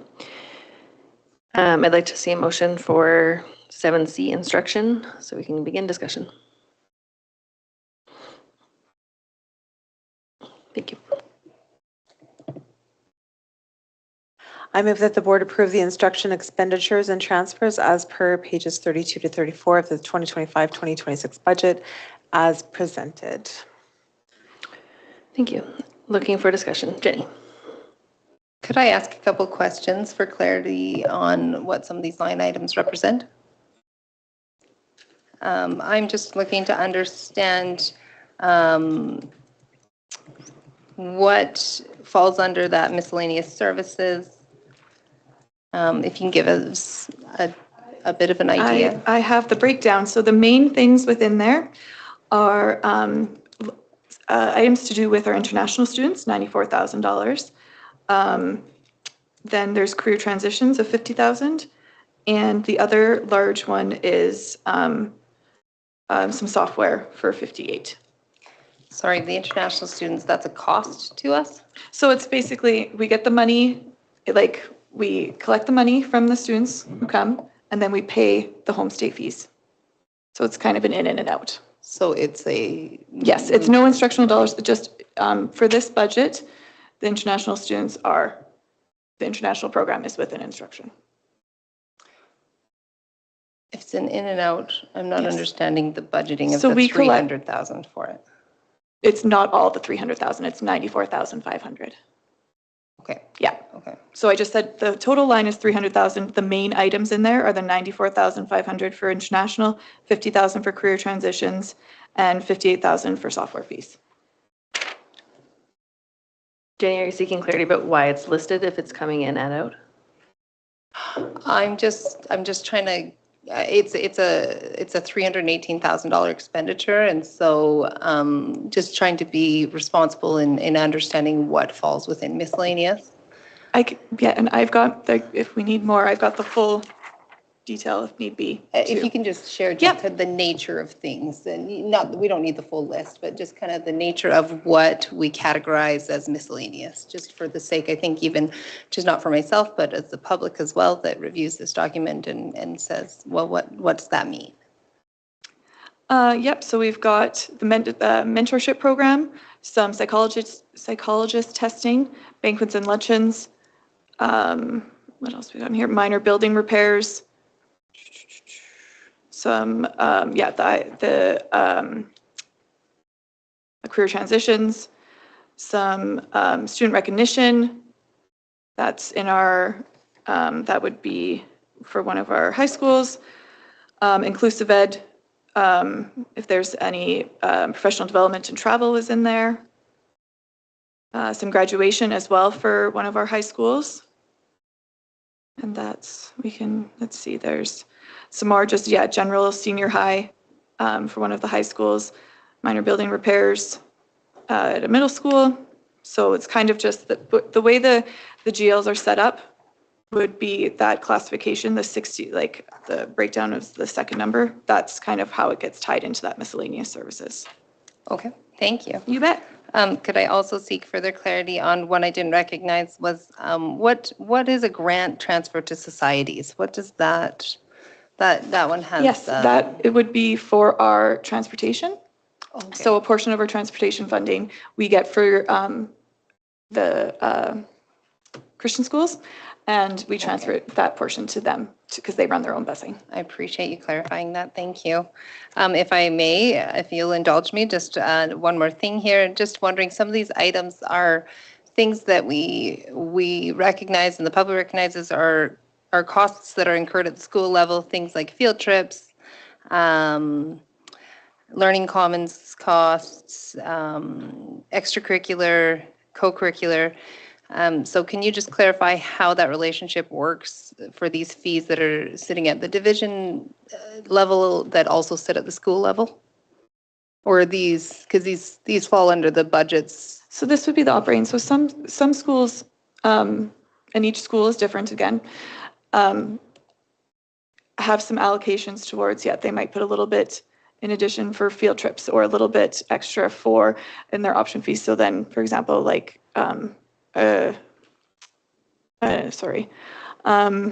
our class, they might top up that one. Or, we talked about field trips. Co-curricular. Co-curricular would be the offset of the subs. So that, does that help? Sorry, I'm running out of.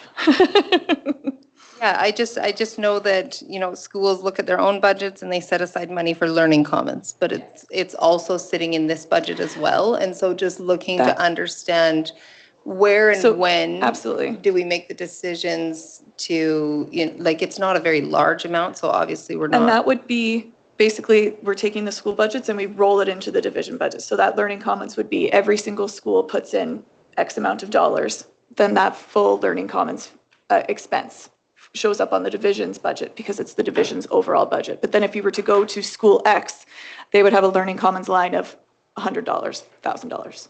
I see. So the purchasing happens through the division rather than the schools directly making those purchasing. Yes, but think about it. So we've got the 25 schools. We take those 25 schools, we smush them together, which is the technical term, to then get the instructional budget. Okay. And that instructional budget is in addition to the inclusive learning, the counseling, all of that is in there as well. So is that the same with the co-curricular and the extracurricular? These are the school level budgets that are. Yes.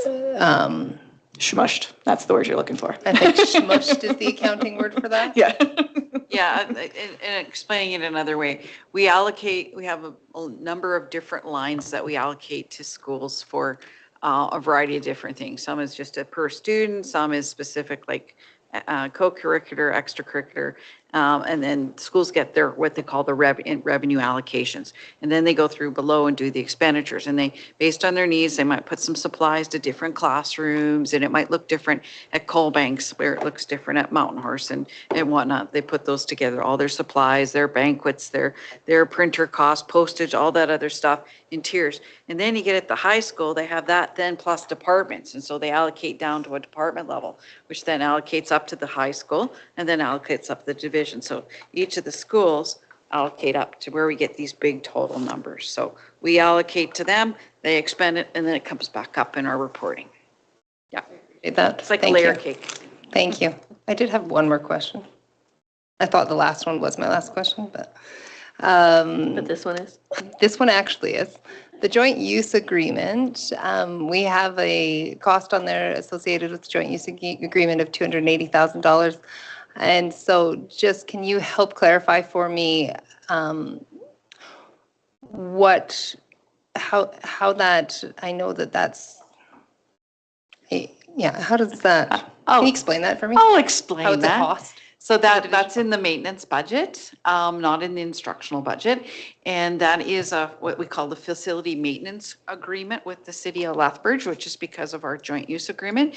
The city of Lethbridge does all the, if you think about all the sports fields are out and about around our schools, they water those fields, they mow those fields, they paint lines on those fields. So it's called a facility maintenance user fee. We're responsible for just kind of basically the 3 meters around our own school facilities. Everything else out back is the city of Lethbridge looks after for us. So $280,000 is like a deal of the century, because we don't have to hire the manpower to mow all those. We don't have to have all the equipment. It would cost us a lot of money. And so us and Holy Spirit, we pay into that, we share, and it's based on they charge us a fee based on the kind of the thousands of square meters of space that we have and share in that, because also the city shares in that, because again, the community uses those fields. So it is that's what that fee is. Yeah. Thank you for that additional information. I've known and recognized it to be a very positive relationship, and I think that it's of great value to really kind of understand that. So thank you for sharing that. Thank you for clarifying. Got Craig, and then. Yeah, just in purchasing for instructional services, is it my understanding that all of our administrators have corporate credit cards? There are corporate credit cards, however, there are restrictions as to how those are to be used. They are to be used for consumables, and mainly if you were traveling, help with to cover, they pay for the hotels, meals, Okay. those sorts of things. Everything else should be going through our centralized purchasing. Yes, and that's a question that, because I know we joined a buying group, and so I'm hoping that we've encouraged all of our administrators to be not to go out on their own and buy something, but no, and it is monitored. Because that should save us some money in the future. Very much so. I know Jenny asked quite the long list, so she covered a number of them.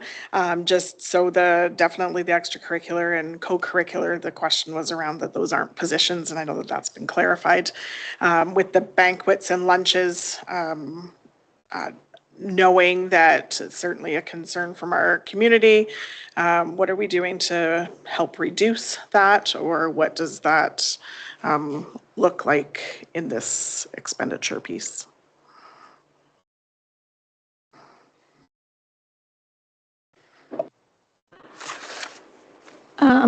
I know that it's obviously, it's been discussed here. I know it's been discussed with the administrators.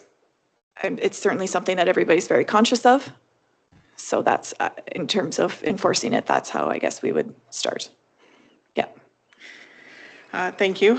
When we look at the certificated services, salaries and benefits, and we certainly aren't speaking about individuals or anything, so more in the general terms, when we see from last year's budget to this year's budget, in terms of the numbers, seeing, so that is where our 25 plus FTE teachers is in that position, in that part there. That it would be, yes, the majority are, yes, are in that instruction, the total certificated. So it's that going from the 82 million to the 81 million.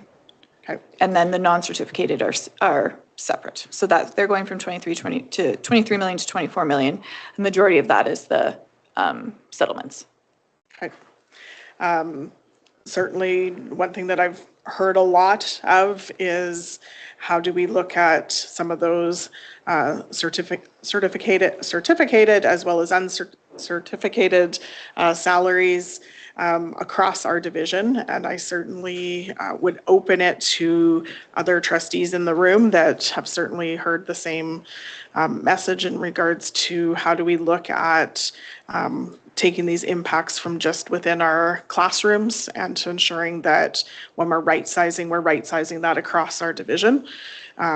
We commit to having public debate on this, and I certainly would encourage that from others. My comments were made in my opening remarks, and I'd certainly be open to having some more debate on that. I think that when we look at right sizing, sometimes we need to look at right sizing within the whole organization of what that might look like, and at what point are we going to get to the place where we do make some other organizational decisions that might be tough conversations to have. But I think that if we're not, when I spoke about the future, when we're not looking to our future and making some of those changes, we're going to be in the same position over and over and over again. And we can't keep making these cuts to our classrooms. Our teachers are already crying. They are already, and I'm not meaning they're sitting in the classroom crying, but they are letting us know the suffering that they are having and their students are having when our class sizes are the way that they are, the complexities that they're dealing with. I think that we really need to look at operationally how we manage as a division and what those changes need to look like, and have some serious conversations about that. And that I think as trustees, we have a responsibility to those that have elected us to sit here to look at those pieces and not slough those off, but to look at the future, and that we make changes now so that it supports our future and it supports future growth within our division. By us continuing to put the pressure on classroom teachers by cutting 25 plus teachers, it's just going to make it harder for our teachers, make it harder for our students. So what are we doing to do different in our centralized services and how we operate to get to where we need to be?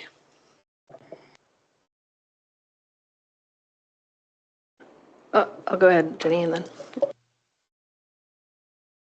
I'll share that sentiment. This is an area that is certainly one of those areas that makes this a devastating budget and hurts for everybody involved, and are not easy decisions. And we've been allowed to share in that process to some degree and be very aware of the challenge in making these decisions and the complexity of it. I certainly, I know that I'm not alone when I say I stand in defense of the classroom, and that we place high priority and the most, the highest priority on the work that's being done in our classrooms, and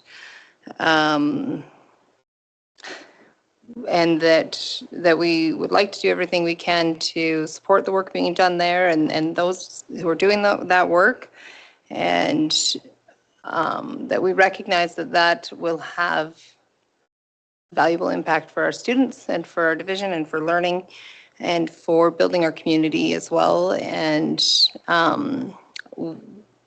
I recognize the complexity of the scaffolding behind that classroom and the system that is in place to create success in that classroom, to support that classroom, and to allow everything that happens within that classroom to happen.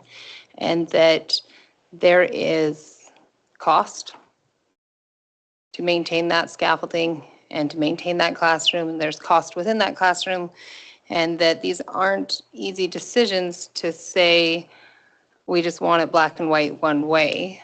And I certainly have appreciation for that complexity and for all of those factors. That being said, this is one of the areas on the budget where my perspective is not aligned with some of the choices that are made here, and that I recognize the great sacrifice in making some of these decisions, and the difficulty and challenge in making some of them, and the difficulty that it would be to try to make decisions that are different than what we see here. But I will not support this one because I would like us to be in a position where we've made some of those sacrifices in other areas to allow for less reduction in our classrooms and staffing of our classrooms. Okay, I've got Andrea, Craig, and then I'd like to go. I definitely agree with Allison and Jenny that we need to start looking elsewhere for cuts moving forward. We often ask of our teachers, and while they continue to rise to the challenge, because they always do, how much longer can we ask them to? And in that vein, I have two questions. One, how will the classroom complexity grant work for next year? How is it that you access that? Oh, yeah, go ahead, and then I'll have So a that's question. being allocated to the off-campus, the OCA program, the off-campus alternative high school, for one teacher, and EAs. So even though the grant went up, our costs went up, so they've kind of evened themselves out. So that's how we're using that money for next year. So it won't be available to It's not like a classrooms. grant that you necessarily apply. Like it is Okay. for classrooms, absolutely, because those EAs are in classrooms. Okay. Yeah. Okay. And my other question was so many teacher cuts, and this is for Robbie, if you could help me. When a probationary teacher reaches that 2 years, and then in this unfortunate year, through no fault of their own, they've done a great job, there just isn't a job, are those things able to reset? Could you describe that a little bit more? Reset in what way? So you know how when somebody has had a probationary for 2 years, it's you get a job or you don't get a job. But in this unfortunate year, say the teacher, through no fault of their own, they've done a great job, they have great evaluations, there just isn't a job. Can that probationary 2-year period reset? Like 2 years max, right? It tends to reset if there's not a job available. So if that person was not successful getting a continuing contract and they had to take a temporary contract, it tends to reset. Are you asking, would we consider not resetting it? Should they come into a probationary contract after that? Sorry, I'm not exactly sure. You know how the practice is that after 2 years, you need to tell them one way One or the another. other, You can't yes. Yep. just keep stringing them along. Sorry for lack of better words. But in this year, that might not happen for them because we had to cut so many teachers. So I can tell you that we don't have any 2-year probationary teachers where we have had that situation happen. So anyone that was maybe not successful this year because of our current circumstances would have completed 1 probationary year. even if it was divided by probationary, temporary, probationary, would be fine. Well, if it's broken up, then it does reset. 2 years in a row, you have to make a decision, yes. Did I answer your question, Andrea? Yes. Okay. Thank you. Okay. I've got Craig.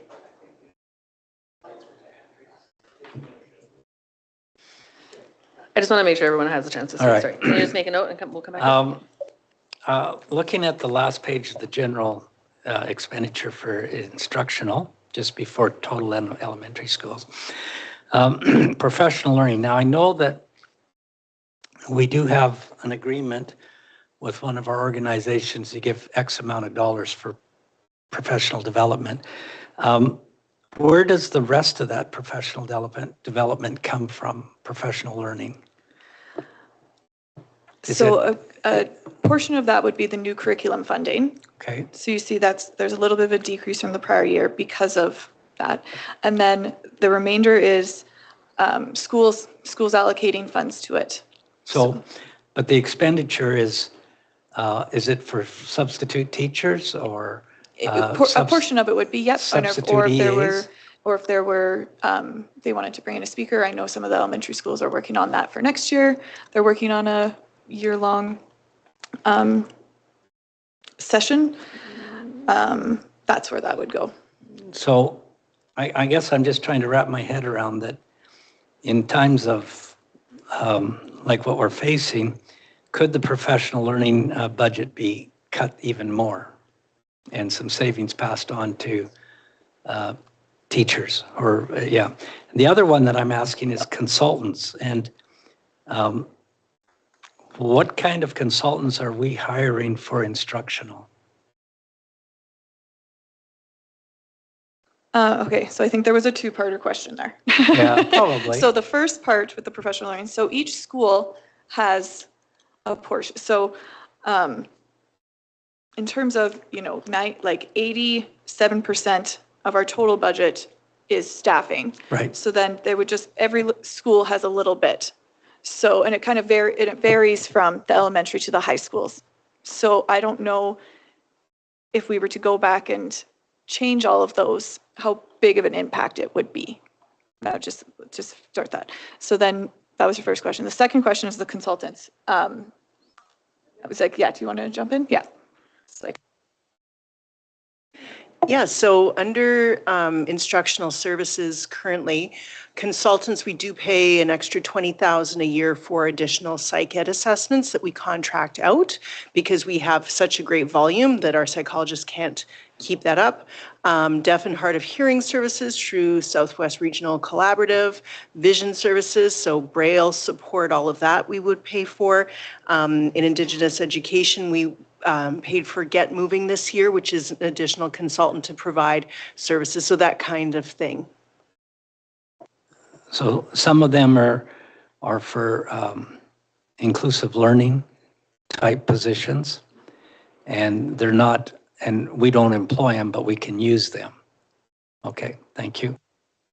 yeah, I would say the vast majority is inclusive ed. Yeah. Okay.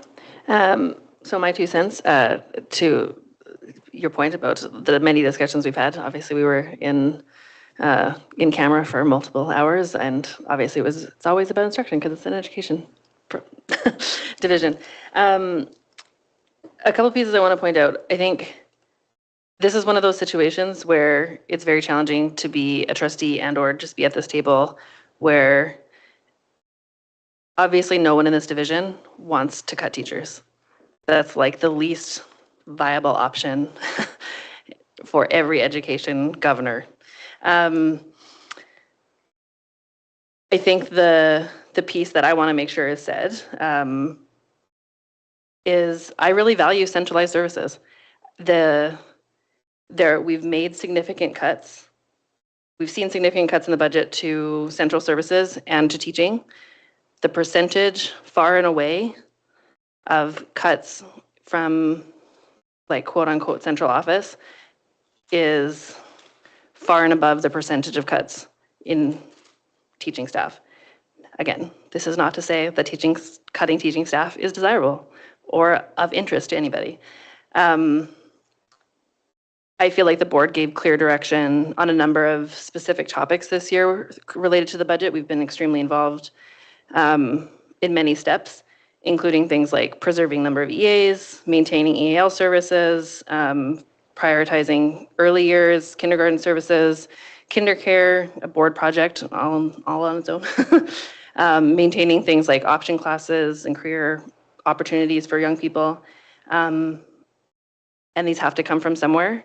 And when we set board budget priorities like that, that necessarily come from base grant or from transfers, I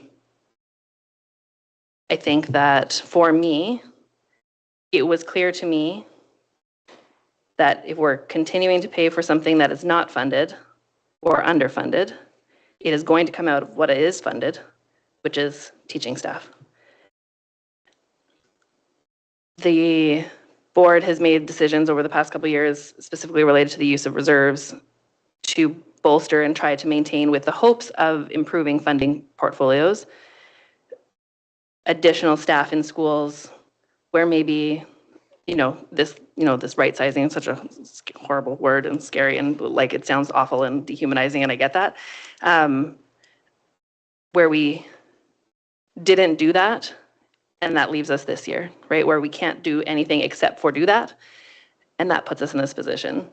I feel I am in favor of the instructional budget as presented, because to me it meets the priorities that the board had outlined. EAs, early years, opportunities for students who need different types of learning opportunities, EAL programs, and the cuts that I've seen come through the central services, to me, are frankly edging in the direction where I won't vote against the budget, but to me, those are the mind breaker, go, no go points. As a person who has exclusively worked with students for my entire career who need more than the classroom teacher, or who overwhelm a classroom teacher because their needs are so extensive, I know that we need a philosophy of care that provides and ensures a level of equity in every single school, or access, or someone to call that parent and help them try to understand the litany of forms that they're going to have to fill out for that child's life for the rest of their life. And we already know that that's not even being met. We have so many inclusive education advocates at this table, and we know that it's already not enough. And to me, to see those things get cut is, to me, that's part of the devastating part of this, right? We have no ability to have things like SLPs in every single school, or every psychologist. Our entire health department in this entire region barely can keep a psychologist, right? When we need those things for learning, I am a huge proponent of keeping those things funded, and I'm at the limit of what I would be considering as part of that conversation. So, and again, for the public, this is one of those places where it's like, I say these things and it makes me feel like I'm speaking against teaching. Obviously not. But I'm unwilling to sacrifice the needs of children with extensive needs who need the type of philosophical care and structural approaches that improve systemically public education, to maintain a single teaching position that we've been holding on to out of the hope that funding for public education would improve when it hasn't. So just to meet you in debate, just to speak for the other side of it. Obviously, I would fund every teacher, but I need to speak up for those centralized services, because I think we've seen those come up a lot in the public conversation. So that's my 2 cents. Well said. Covered a lot there. Now I don't need to. Bottom line is, when over 3/4 of your budget is people, the other 20 some odd %, or depending where you're at in the 30, there's just, it's not like you can just cut that anyway. You still have to have a copier in a school. You got to pay the lease. The copier has to be there. You can't downsize it. You have to have paper. You have to have wax for the floors. You have to maintain buildings. You have to do all these other things. There's not just a bunch of places where we can just go cut and we're just we're using gold paper in the photocopier. We're not. There's not a lot of things left. You need to have some centralized services to run a business. And we still are a business. We have money in, money out. It's what it is. You still have to have positions to do the things. You can't just cut everywhere. So when the majority of your expenses is wages, when you lose $6 million, there's no other place to go but wages. This board has made it very clear that we don't want to cut support staff. So if you're not going to cut support staff, What's left? Right? And even if you did cut support staff, you'd have to cut twice as many people. You have to cut twice as many support staff to fund a teacher. Again, no one wants to do this. Everyone believes that a classroom teacher in front of students is what's good for students. And we believe that the less students in the class, the less complex the class, the better the outcomes are going to be for everyone. But the bottom line is you have to be able to pay for it. And at this point, we do not have the funds to pay for it. And we have to operate a balanced budget. We don't have a choice. We're not the federal government where we can just say, oh, we're going to overspend by 20 billion this year, and then just say, sorry about that. We actually overspent by 63 billion. You can't do that here. So I commend our central office staff and our instructional budget committee on what they've done to be able to come up with the budget as it is. Don't forget, instructional budget committee who comes up with many of these decisions and where things are headed, they're all teachers. They don't want to cut teachers. For sure, the last people that want to cut teachers. These are just the realities of how we have to operate because our budget is wages, it's people. And it's terrible, but when you have less money to pay the people, you have less people. So again, I will certainly support this. Like I said, I think you've done a good job. It's just an unfortunate situation, and it's where we're at. Okay. Did you want to follow up on that question before? Your last round. Perfect. It's a bonus round. You can go.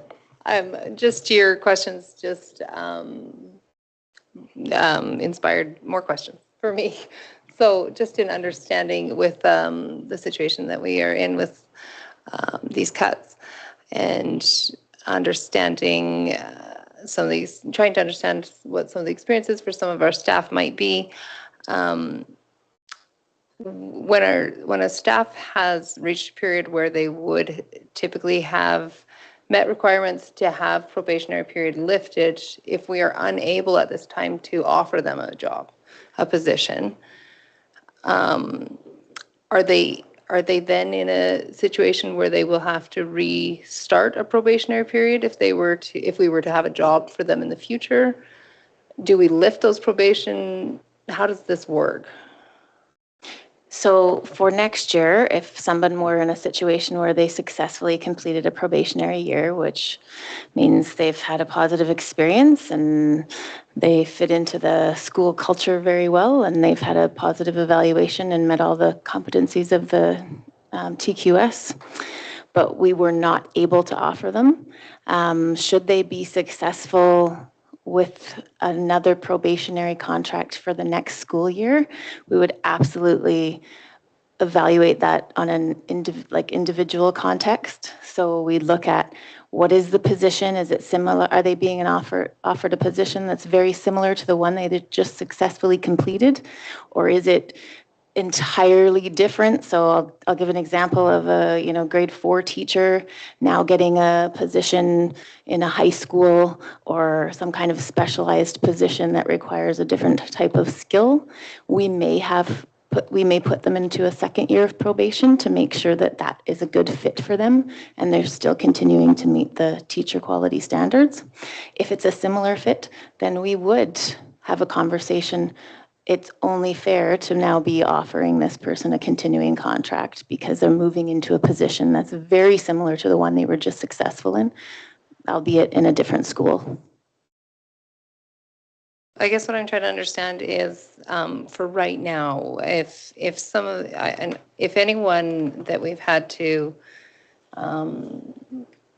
let go, we're in a position to have, they would have, or they did have, or would have had, I'm not sure exactly the process, but they would have had their probationary period lifted this year had we had something to offer them, but we don't. So now they'll have a period of time where they're not employed. And then when say a job position comes available in a year from now, with that break in between, does that mean that they then restart probation, a new probationary period with that new position? Yes. And I'll just clarify, a probationary contract has a very definitive start and end date, and someone in a probationary contract is not guaranteed continuing employment. So it is contingent upon a successful evaluation, yes, but also our ability that we have a continuing contract to offer. And so I just want to make that very clear that nobody is promised a position with a probationary contract. It does have a start and end date. Okay, thank you for the clarity. Good. All right, Christine, I'll ask you to close. Right. Thank you. I think this is one of the most challenging portfolios of this budget discussion, and I appreciate the conversation that's been had around the table and the concerns put forward.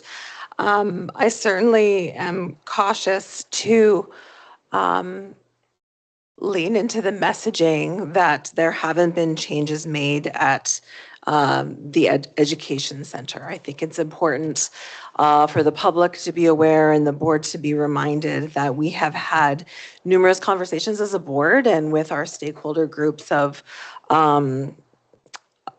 where we should be finding efficiencies in this budget. And I know that we as a board have given very explicit direction to our superintendent and his team of not sacrificing EAs in classrooms, not sacrificing early education programming, not sacrificing careers education.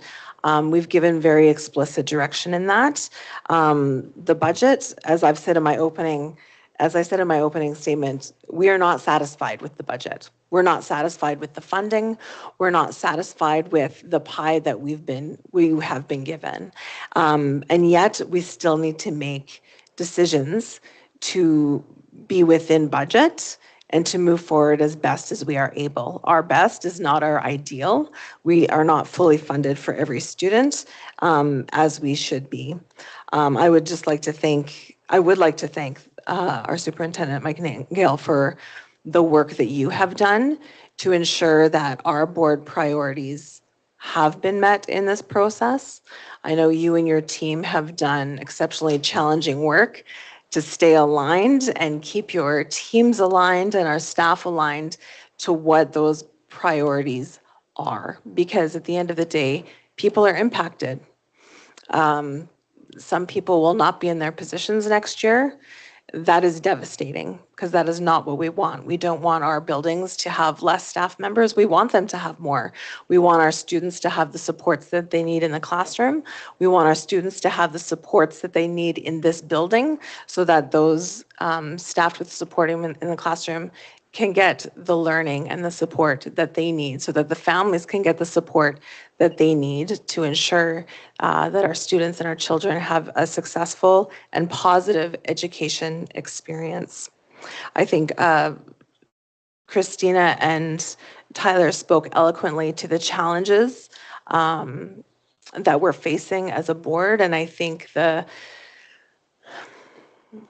difficulty in this conversation is reflecting our care for our staff and are not wanting to make the decisions that I believe that we do need to make as a board. And we were elected to advocate for our staff members. We were elected to advocate for students and for parents, but we were also elected to make challenging and difficult decisions. And this is a moment where I do believe we have to face a very challenging decision. And so certainly this is a call for us to continue our advocacy for appropriate and full funding. This is our call to advocate to ministers on the impact that their funding decisions have on ground level, on students, on families, on staff. And we need to move forward with that unwaveringly. And so you may not be fully aligned, you may not fully understand, you may not fully agree, but I encourage the board to accept this motion as presented. Thank you. Thank you. The motion is before you. All in favor? All opposed? That's carried. Did you get that, Tina? Thank you. All right, moving to 7D, administration. I'll let Avis go and then we'll call for motion. Perfect. So administration is 3% of the division's entire budget. The largest expense increase within this area for the 25-26 school year are the increased costs associated with the trustee election, with the city of Lethbridge now having to hand count the ballots. There's also been reductions in staffing, travel, professional development, and other costs resulting in the ability to transfer $119,500 to instruction. Thank you. Looking for a motion on administration. Remember, you get extra time. Tyler's scooping it up. I move that the board approve the administration expenditures and transfers as per pages 35 to 36 of the 2025-2026 budget as presented. Discussion.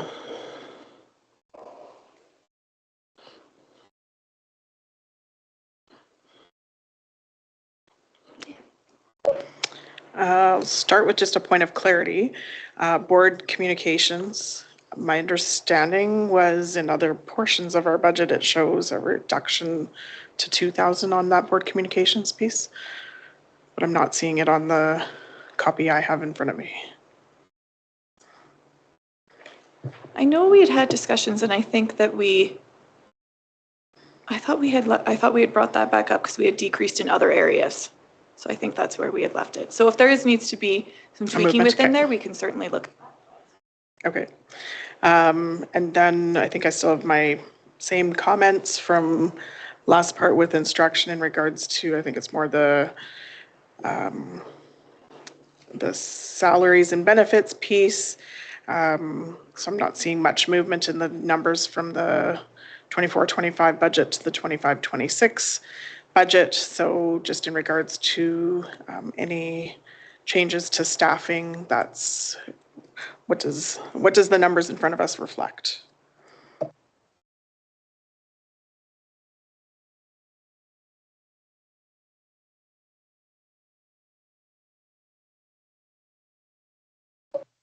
So on the certificated staffing has a decrease of a position. Like currently, we have the portion of the West Cooley Elementary principal who's helping with some policy and OH&S. He's partly funded for this year under there. Next year, he will not be. So that's within the certificated staffing is the main adjustment. And then under the certificated staffing, there would just have been the decreases for not filling certain leaves within certain departments. So this would, those would be the main changes. And then I guess it's offset by the increased benefits. The 3% has been included and that kind of thing. You bet. Okay, thank you. My comments stay the same as they were in the last piece. I certainly still remain and have concern. Thank you. Thank you. Craig. Yes. I think it's important, first of all, for the public to realize that one of the reasons we got an increase to administration is because we have to pay an extra $100,000, I mean, about $100,000 more for counting the ballots, which was forced upon us by the Municipal Act. So that was beyond our control. In fact, we budget every year for the election, and we were blindsided by this movement by the government to go to hand counting. So that's one. The other important thing is this is 3% of our total budget. It's separate from it's separate from instructional, it's separate from busing, it's separate from everything else. And when you look at that, 3% is not a lot. Can we make some cuts? As I look at it, I'm not sure we could on this particular group. I mean, we always want to, as Board of Trustees, to look at efficiencies and trying to improve things, but you have to have some of these people working for you to run the entire school division. And like I say, our our trustee benefits is like 0.5% of 1%. So although, and we do, if we have, during the year, as we go through our budget, if we tend to see that we're not spending in certain areas, that will be definitely transferred to instructional. So I think I have to support this because it's the best case scenario for us. And like I say, it's a different allotment of money. It doesn't come out of instructional at all. So, and I know that in the past, our admin team has been very diligent in looking for savings so that they can pass it on to instructional, and I appreciate that. So I will vote in favor of this. Thank you. I'm also in favor. We are also moving money from administration into instruction, which is, to me, evidence of effort. So, okay, any other discussion? We'll go to Jenny. On this one, I just want to acknowledge and appreciate the effort for efficiencies that are reflected in reducing our telephone costs, reducing our travel costs in a few areas in here. I do have challenge with an increase to our banquets and lunches. We're looking at more than a 20% increase in that area, which is an area that I have had challenge with already. I know it's nitpicky, it's a small area, but this is a very challenging budget where we've had to really look closely at everything and look for efficiencies where we can find them. And I recognize the value and purpose in creating community and in bonding that can happen when a meal is shared. And so I don't discount that, but I struggle with that line item in this budget. Go ahead, Andrea. I just wanted to speak to that, Jenny, because our Spirit of 51 event that honors our support staff is just so important in this division and so well received and just like so much celebration. I think that's so important. Also so important to honor our retiring staff members. So that's another part of that. So those are big events. And then the 2551, if you have served 25 years in the division. So those are the three big ones. And so I noticed in public comments, there was a lot about catered lunches, and I don't know where these catered lunches are because I have not been at them. So I just really want to dispel that just is not happening. I know I've shared before that we've sat 11 hours at this table before and not eaten. And so I don't want people to think that we are ordering food in all the time. But those three events there, I think, do so much for our staff in honoring them. And so I just wanted to put that out, that those are three pretty major events that we put on for that amount of money. And I think without them, it would be really sad. I appreciate that context. Somebody's been hoarding all of the positions on that committee, so I was not fully aware. So thank you. She loves the appreciation. Okay, thank you. Any other final discussion points? I think it's your motion. Andrea stole everything there from me, but she covered most of it. Yeah, I know that, lunch is, like, I don't know who thinks we're eating lunch here every day. Like, I just come over after work or in the middle of work and have lunch at the board office. It's not how it happens. Like, the majority of those expenses, are things for like our retirement banquet. And if somebody has spent 25, 30, 35, sometimes 40 years with us, I'm good to buy them dinner. I don't, it's not great that it's, it's at the lodge where, it's not going to be dirt cheap to get them a meal, but you know what? They've earned that.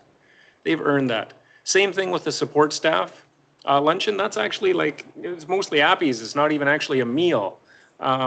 So again, these are people who have gone above and beyond in our division. They're being recognized for how hard they work and the gifts that they give us. I am not at all opposed to giving them lunch/dinner, not even dinner. So yeah, it's not I don't know what perception is out there, but the majority of the budget is to the three things Andrea mentioned. And I'm not willing to cut those because I think those are important for our people who are giving to us of the division. So obviously I will support this. Let's call the question. Okay, the motion is before you, that the board approve administration expenditures and transfers as presented. All in favor? All opposed? Carried.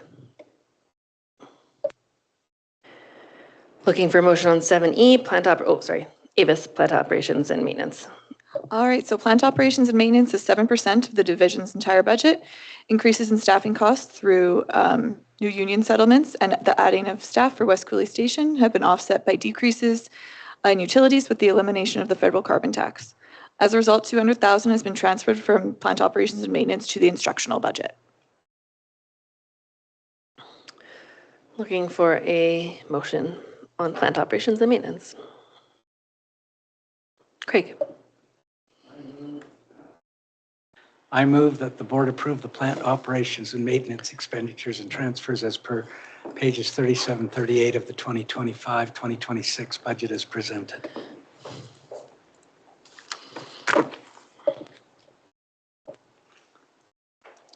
Any discussion? Can I talk? Yeah. Okay. This is, for me, this is one of the area of concerns that I have is that although the government gives us some money for plant operation and maintenance, our staff is working extremely hard to keep our schools in working condition. And I know that they're probably falling behind in a bunch of areas because we don't have the staff and we can't afford the staff.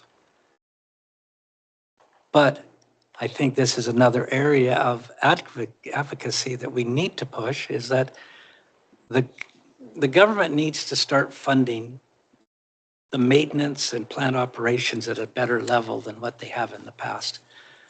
And even if you're in a slight decline in enrollment, your schools are still there. And our staff and our students and our parents expect them to be in great condition. And unfortunately, we can't do that because of the funding from the government. And as much as I would like to see more money, we're scrimping on it, and it's just, that's the way it is. But I would approve this budget because we are paying our employees a better wage so we can keep them around. And hopefully, as we go through that, we can find ways to increase this budget so that our facilities are in prime condition. And I would not cut anything from this. I think we've taken some and transferred it over to instructional, but 200,000. And, you know, that would probably renovate a bathroom or two. However, because the board, the administration has felt that instruction is important, well, that's where it's gone. But there's absolutely no cuts that I would make to this part of our operations. Thank you. Looking for any discussion? Okay, go ahead. I would agree with Craig. As a former teacher in this division, I cannot tell you how much I leaned on my caretaker and the amount of help that I got from him or her over the years was invaluable. So I will support this. Thank you. Seeing no other discussion, I will call for the vote. Sorry, we're so unlike us. All in favor? Carried. All right, looking for a motion for 7F transportation. Just speak to it quickly. Sorry, No, thank you're you. good. Yeah. Transportation is 4% of the division's entire budget. Mid-year adjustments to the grant funding are offset by the increased costs of the service contract agreement with the busing contractor.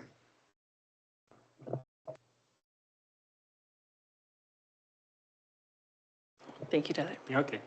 I'll move that the board approve the transportation expenditures and transfers as per pages 39 to 40 of the 2025-2026 budget as presented. Any opening statements? Discussion? Good. I know that the majority of this is already decided by others for us in regards to what's in here. Just to highlight, I think that we have 1 year left. This is our last year with our current busing company. So I think that it is important that we begin early in looking at our next contract, whether it's with Southland or otherwise. But I think that it is important that we look to the future when we're looking for our costs. I know that this has the increase, but that is already what's in the contract. So I think that we need to ensure that we are doing the work that we need to do going forward, and with the new board coming on for them to do the work regarding getting a new busing contract. And then, of course, through transportation comes advocacy that we as a board need to be doing. So we have a lot of work in front of us to ensure that we have the funding that is necessary to be able to transport all of our students, including our complex needs students, and ensure that they are safely getting to and from school, whatever method that may be, that we're able to support them in an inclusive way. So I will be supporting this part. Thank you, Allison. Any other discussion? Okay. My 2 cents. To me, this is another one of those areas where I would call for us to, when we think about advocacy, to keep our very wide lens on transportation. When we think about it in the public education budget, it's always about busing. But when we design communities that children can walk and ride and roll to school, we reduce our transportation expenditures, frankly, and create healthier learners and learners that are ready to learn. So I just want to shout out to the City of Lethbridge. They've been doing a lot of work on safe routes to school. Thank you to AMA, who's been doing lots of work on safe routes to school, and working on how do we build environments where learners can safely get themselves independently to school. And I will never not shout out the skateboard parking at Fairbairn. Small investment, great transportation return. Okay, any other discussion? All right, the motion is before you. Sorry, do you need to close? Okay. Motion is before you. All in favor? Carried. 7D, capital and debt services. All right, last but not least, the capital debt services is 5% of the division's entire budget. This area includes amortization and infrastructure maintenance and renewal funding, which is decreased from the prior year. This funding is to help the maintenance of all school buildings throughout the division. Looking for a motion. 7D. Thank you. Someone save Tyler. I'll move that the board approve the capital and debt services expenditures and transfers as per pages 41 to 42 of the 25-26 budget as presented. Thank you. Any discussion? Craig. Just so people are aware, the amortization of capital assets, and then there's an expenditure exactly the same amount. That's basically a bookkeeping thing, and there's no money really, is there? Okay, so it's just the government forces us to amortize. It's not necessarily the government, it's more accounting standards. Accounting standard forces us to say, here's the money to amortize. Yes, because we have supported and non-supported Yeah. assets, so that's just another kind of layer. Yeah, okay. Complicated. Thank you corrected me, because it is the account. Yeah. So, all right, thank you. And this is one of those ones where we're glad we have auditors who know what she's talking about, who can fact check it on our behalf. Okay, any discussion? Okay, the motion is before you. Do you need to close? All in favor? Carried. That brings us to number 8. Looking for a final motion. Oh, hey. That's going to be me. I move that the board approve the 2025-2026 preliminary budget for Lethbridge School Division as detailed in the previous motions and authorize administration to allocate and expend funds in accordance with the budget. Any opening statement? His sigh. Any discussion? Craig. I feel though that, and I just want to compliment the administration on this, is that in our discussion, they have heard concerns about substitute costs for committees and stuff like that, and they've committed to look at that during the year. And it's hard to calculate that out in a budget, but to the public, they have heard about those kind of costs and the meals that are associated with those committees, and they're looking at a way to make it more efficient and less money towards subbing so that those costs can stay with instructional. So I appreciate that from a commitment from our administration to look at that. It can't be sometimes reflected in the budget per se, but we do know that there's some areas that they're looking at that will continue to help fund this budget and maybe puts a little bit more money into instructional. So I'm prepared to accept the budget as it has been presented. Any other discussion?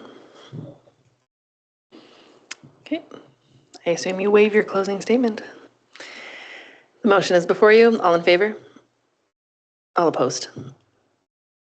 Carried. With that, that is the end of our agenda. We had not added any additional items. I haven't done this since last year. Does someone make no, I just say it. We're adjourned, 7:07.